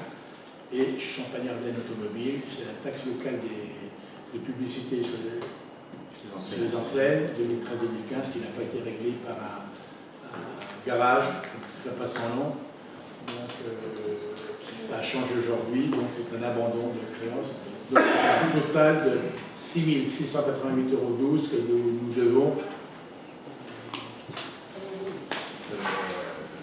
abandonner. Des recettes qu'on doit abandonner. Donc ça sera en moins sur le budget 2012. Et là-dessus, je vous demande votre accord, mais je dirais, vous n'avez pas le choix, nous n'avons pas le choix. Pas d'opposition, pas d'abstention. Décision modificative. Donc il y a des modifications qui vous sont proposées. Et puis, je dirais, une clarification dans les financements, et notamment déjà dans la création des passerelles.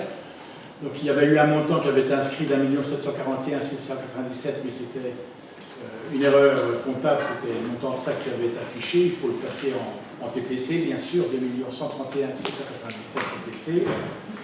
Donc, ce qui est rassurant, c'est que finalement, on a lancé les consultations, et la consultation fait que le montant initial de 1 750 000 € n'a pas été dépassé.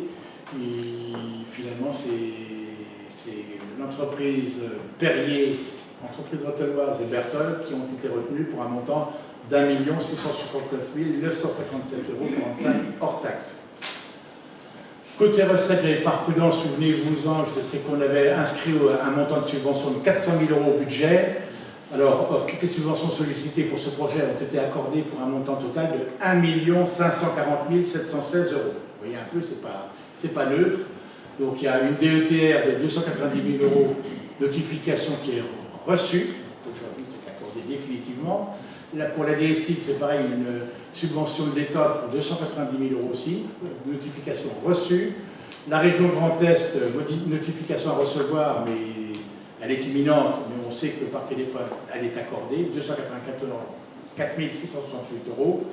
Et l'aménagement cyclable, l'AAP, 676 048 €, donc aussi notification reçue. Ça fait un montant assez conséquent, donc 1 540 716 de recettes au lieu de 400 000 d'inscrits. Ce qui va nous permettre aussi, donc, il y a la TVA modifiée, la TVA qui est donc de 349 663 €, qu'on retouchera un an après.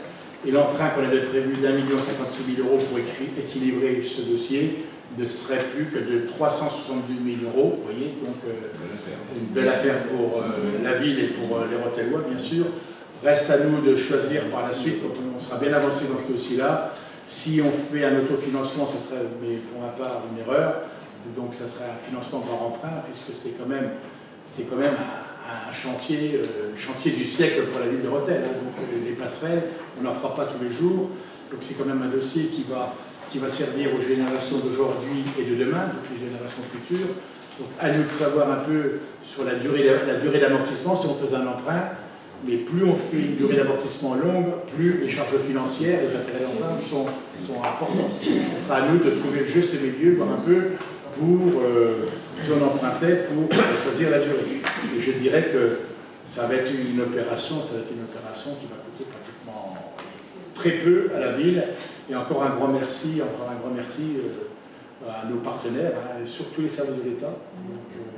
Merci au préfet qui a appelé il a été très attentif à ce dossier, très à l'écoute, très sensible à cette notion de sécurité. Un grand aide aussi de la part du sous-préfet qui a vachement bossé sur ce dossier-là. Merci à eux et puis les services de la région, bien sûr, qui sont là. Le département interviendra, lui, dans la traverse de Gambetta et de Colbert, puisque le département est propriétaire de la départementale.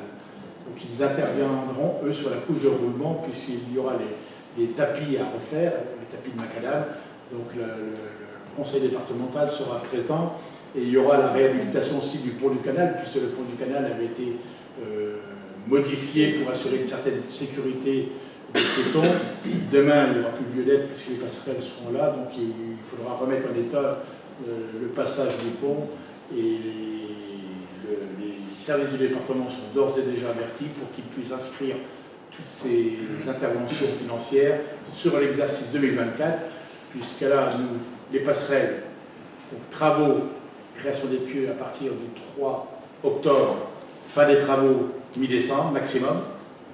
Ensuite, pose des passerelles prévues pour le pont du canal en février, donc elles seront posées la nuit, puisque ça va demander quand même une intervention assez minutieuse et surtout en matière de sécurité assurée. Voilà. Et les passerelles du cours d'eau l'Aisne prévues en mars. Voilà. Ce qui veut dire que tous ces travaux seront terminés pour la mi-avril. Voilà, dans un premier temps, et ça sera praticable aussi pour tout le monde. Vous voyez, donc là, je crois que là-dessus, on avait équilibré le budget, mais ça fait, donc c'est ce que je vous disais, il y a de l'aisance aussi, ça nous permet d'accélérer donc les travaux de voirie de part et d'autre un peu dans toute la ville, puisqu'on avait programmé aussi de revoir les travaux de voirie. Donc si on peut faire des travaux de voirie en renforçant la sécurité, donc n'hésitons pas. Il y a de l'argent qui sont arrivés dans la caisse de la ville, il faut les utiliser le plus rapidement possible, parce que plus on a de l'argent en caisse, moins on aura de subventions. Donc il faut montrer qu'on les utilise à bon escient, à des fins utiles, pour continuer à être aidés. Et si on peut être aidé à ces hauteurs, nous sommes preneurs. Je lance un petit message.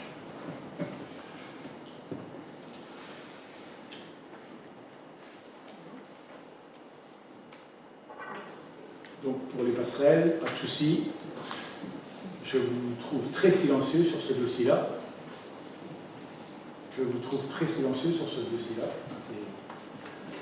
Ensuite, les jardins publics, création d'une fontaine. La fontaine est prête à fonctionner, mais restrictions, je ne vais pas dire budgétaires, mais restrictions sécheresse, restrictions d'eau. Nous n'allons pas attendre le bateau pour se rebattre, donc attendons que l'autorisation préfectorale soit accordée pour qu'on puisse, parce que les essais avaient été faits en temps et en heure, bien sûr, donc tout fonctionne. Donc il y a un petit rajout de 5 000 € à vous demander pour boucler cette opération. C'est des branchements eau électrique qui n'avaient pas été forcément intégrés dans cette dépense. Voilà, l'enveloppe sera respectée. Et j'ai demandé quand même par mesure de sécurité donc la pose d'un plancher. Donc il n'y a pas de souci là-dessus, puisqu'il y a 30 cm d'eau de prévu dans le bassin, mais pour assurer une sécurité assurée et certaine, c'est de mettre un faux plancher pour que si une personne tombait dans le bassin, il n'y ait que 10 cm d'eau. Que le plancher c'est un grillage finalement en galva pour éviter de plonger. Alors, c'est 5 000 €, on les prélèverait donc sur le dossier réhabilitation du Belvédère, qui ne sera pas réalisé sur l'exercice 2023 parce qu'il y a des modifications à faire et en matière d'acier. Hein. Donc l'acier a tellement flambé, donc les prix flambent. Et il est urgent d'attendre pour retravailler sur ce dossier-là, même s'il y a une subvention d'ores et déjà accordée de 37 785 €. Donc on va représenter un dossier pour le réajuster. Et puis les programmations de travaux de sécurité routière, donc les travaux inscrits au budget pour l'éclairage public, ils doivent être ajustés suite à la remise du devis définitif, 68 261 au lieu de 50 000 prévus initialement. C'est là que, tant pis, je vais le dire, je ne devrais pas, mais quand on parle de certains prix parfois, et surtout quand c'est retransmis, on donne des indications financières. Et vous savez que beaucoup sont à l'écoute pour faire des propositions de prix derrière. Puisque c'est des chiffres qui sont annoncés là, c'est des chiffres qui ont été annoncés dans des devis. Et comme par hasard, devis égale proposition. C'est pour ça que quand on parle de montant, il faut être très prudent. Surtout quand on lance des appels d'offres de consultation. Donc sur ces modifications budgétaires, y a-t-il des demandes d'intervention? Des oppositions, des abstentions, à votre communauté, je vous remercie. Acte pris par M. le maire dans le cadre de ces délégations. Donc là, on vous le dit, hein, pour les nouvelles constructions, renouvellement et camions. Ça, c'est un dossier que vous retrouvez à chaque séance. Voilà. Et si vous voulez en prendre connaissance, les services adéquats sont disponibles pour vous recevoir et vous communiquer les documents. Information sur l'aménagement de l'ancienne gendarmerie, c'est une information. Donc nous avons reçu Habitat 08, qui est le porteur de projet, dans le cadre de la rénovation urbaine. Il y a un programme qui a été signé avec l'ANRU et Habitat 08 sur Rethel, puisque plusieurs programmes ont été réalisés jusqu'à maintenant sur Sedan, sur Fumay, sur Revin, sur Charleville, et Rethel n'avait jamais été retenu. Et c'est quand j'étais au bon temps, président d'Habitat 08, où j'avais réussi à faire entrer l'ANRU dans la ville. Et il y a eu une étude de fait, et notamment en matière d'accessibilité, puisque ça pose souci aujourd'hui. Et il y avait des bâtiments à la Pertinguette qui sont dotés d'escaliers, de rampes assez difficiles aujourd'hui pour les personnes à mobilité réduite. Et puis les aménagements, enfin du fonctionnement un peu désuet. Une étude a été lancée, il a été décidé de démolir 2 bars à la Pertinguette, les 2 grandes barres au fond de la Pertinguette, et de reconstruire sur le site de l'ancienne gendarmerie, terrain qui appartenait à la ville de Rethel, qui a été cédé pour l'euro symbolique à Habitat 08 après dévolution. Voilà. Et derrière cela, donc, il y a eu un jury de concours qui a été lancé par Habitat 08. Ces porteurs de projets, enfin ces bâtisseurs ont présenté un projet. Madame Masson a représenté la ville à ce jury de concours. Nous a été communiqué finalement voilà, le projet. Vous l'avez là aujourd'hui. Donc là c'est l'avenue Charles de Gaulle. Là, oui, Charles de Gaulle, c'est ça. C'est l'entrée actuelle. Donc vous avez du parking, vous avez des logements. Voilà, donc il y a des dessertes. Il y aura, parce qu'au début, il était prévu une sortie en haut de talus, là, c'était compliqué. Il y a eu quelques modifications pour que ça puisse fonctionner correctement dans l'enceinte, quand même. Il y a 76 logements et il y aura du pavillon, s'il y a pour des personnes à mobilité réduite, hein, et peut-être un petit peu de béguinage. Voilà, c'est tout un ensemble qui est revu avec le maximum N+2. Voilà. Et voilà, donc aujourd'hui on a retravaillé aussi sur ces aménagements et ces aspects de fonctionnement.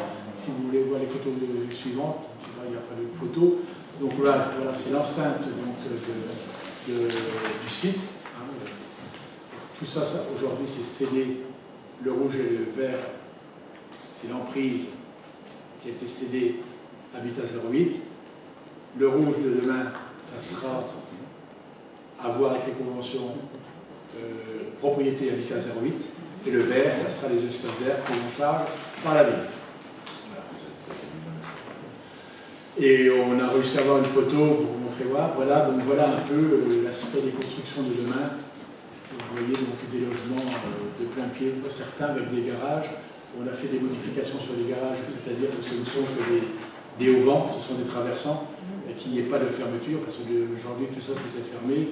Et avec le vécu dans certaines villes, et notamment sur Sedan, Charleville, on s'aperçoit que tous ces garages servent de refuge pour on ne sait pas quoi, on sait, mais on ne le dira pas, donc pour essayer de trouver un fonctionnement paisible.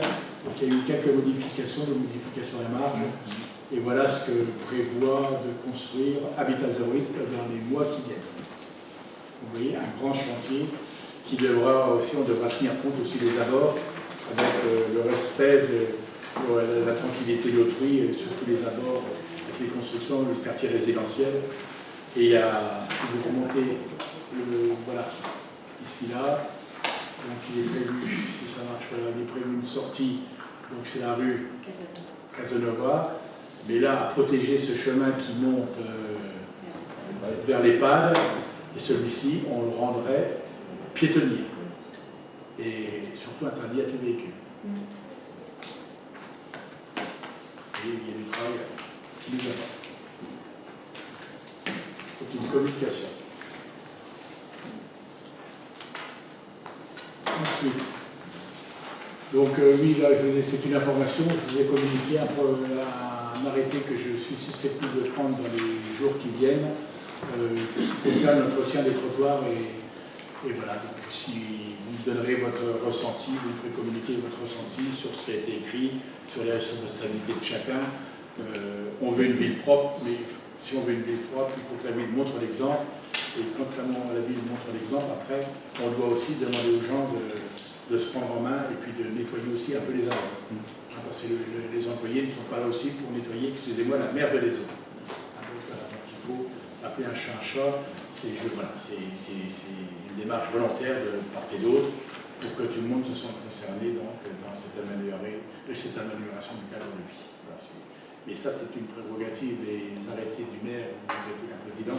Mais voilà, je voulais vous communiquer la transparence. Je n'ai pas à vous demander votre avis, mais c'est votre ressenti, c'est bon de savoir. Parce que sinon, si je vous demande votre avis, je me ferai retoquer par les services de la préfecture. Parce que je n'ai pas à le faire. Et le dernier point que je vous ai demandé de rajouter, c'est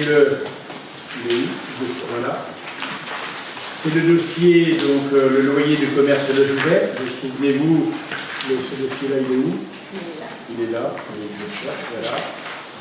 Souvenez-vous qu'il y a déjà pratiquement un an, là seulement que nous réglons le dossier financièrement, avec toutes les difficultés financières, pas de nous, hein, bien sûr, qu'ont rencontré les propriétaires et tout ce qui s'ensuit, je n'en dirai pas plus, là seulement qu'on règle finalement cette facture.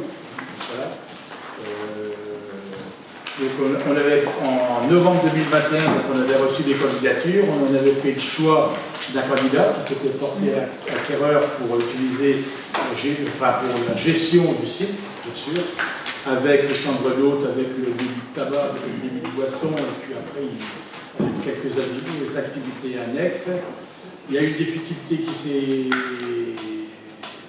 posée, c'est la licence de tabac, hein, qui était dédiée au propriétaire initial et qu'on n'a jamais pu récupérer, voilà, parce que le service des douanes nous l'a écrit il y a quelques jours, c'est récent, parce que c'était quand même une pompe aspirante pour le fonctionnement de l'établissement. Un débit de tabac, ça attire du monde.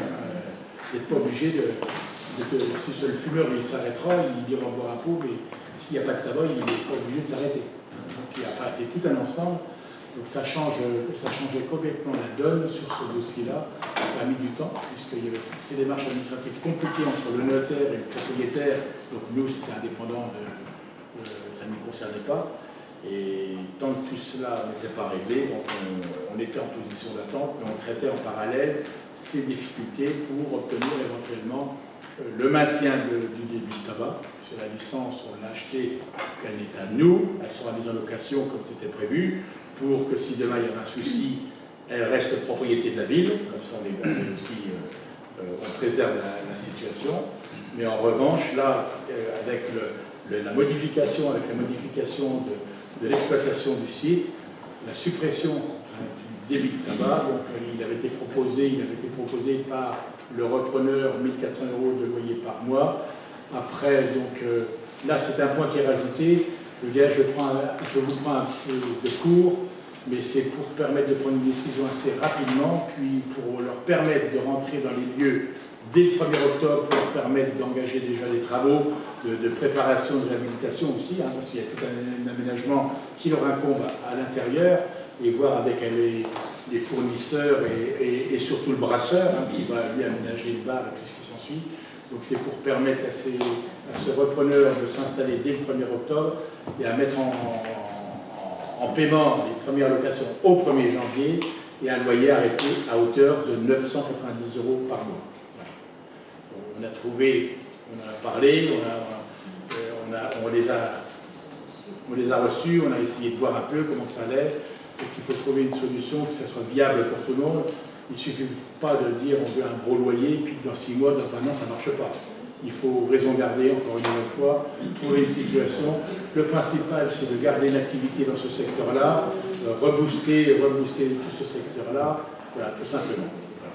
Je crois avoir tout dit. Si compléter des adjoints si j'ai oublié des choses. 990 € net. 990 € net. Oui, tout à fait. Dans les caisses de la ville. Sur cette proposition, hein, donc voilà, c'est vrai qu'elle a pas été vue en commission, mais là il faut faire vite, parce qu'après on repart à la prochaine réunion du conseil municipal seulement mi-octobre. Hein, vous avez vu que Sandrine Sommet était absente, on lui souhaite d'ores et déjà un prompt rétablissement. Donc elle a des soucis de santé, elle est opérée, tout va bien. Et bienvenue à Sandrine Thiebaud qui fait le relais aujourd'hui. Elle va nous prouver qu'elle sait faire aussi bien. Voilà. Sur ce dossier-là, y a-t-il des interventions? Donc, je vous dirais l'activité du Chouvel de demain, ce sont les chambres d'eau, hein, qui très peu de travaux, il n'y a pratiquement pas de travaux. Ça sera le bar, ça sera aussi donc, la vente des produits du terroir. Après, c'est à eux d'imaginer aussi, ça sera à eux aussi des animations, ça sera aussi à eux d'envisager et puis de faire fonctionner leur outil pour qu'il soit viable. Et je crois que tous les ingrédients de la part de la commune ont été proposés pour que ça soit viable. Maintenant, à eux aussi d'en faire autant, et voilà, tout simplement. Des demandes d'intervention sur ce dossier. Garde de la licence. La licence, je l'ai dit, on gardait la propriété, on la mettra en location. On la mettra en location, comme ça, demain, s'il y avait un souci, s'ils avaient un problème, la licence, c'est Ville de Rethel, on la mettra en location, je dirais, je sais pas, 200 balles ou 300 € par an, c'est pour dire qu'on la garde. Il vaut mieux, parce que si on la cède, après, elle nous appartient plus. Après, pour en récupérer une, bon, et puis après, il n'y a plus de prix pour la vente. Sur cette proposition, pas d'intervention, des oppositions, des abstentions, adoptée à l'unanimité, je vous remercie. Merci de votre attention. Donc, voilà, la réunion a été riche de communication. Et puis, la ville avance à grands pas. Et merci à toutes et tous de votre participation active sur cette réussite. Merci. Merci, le maire.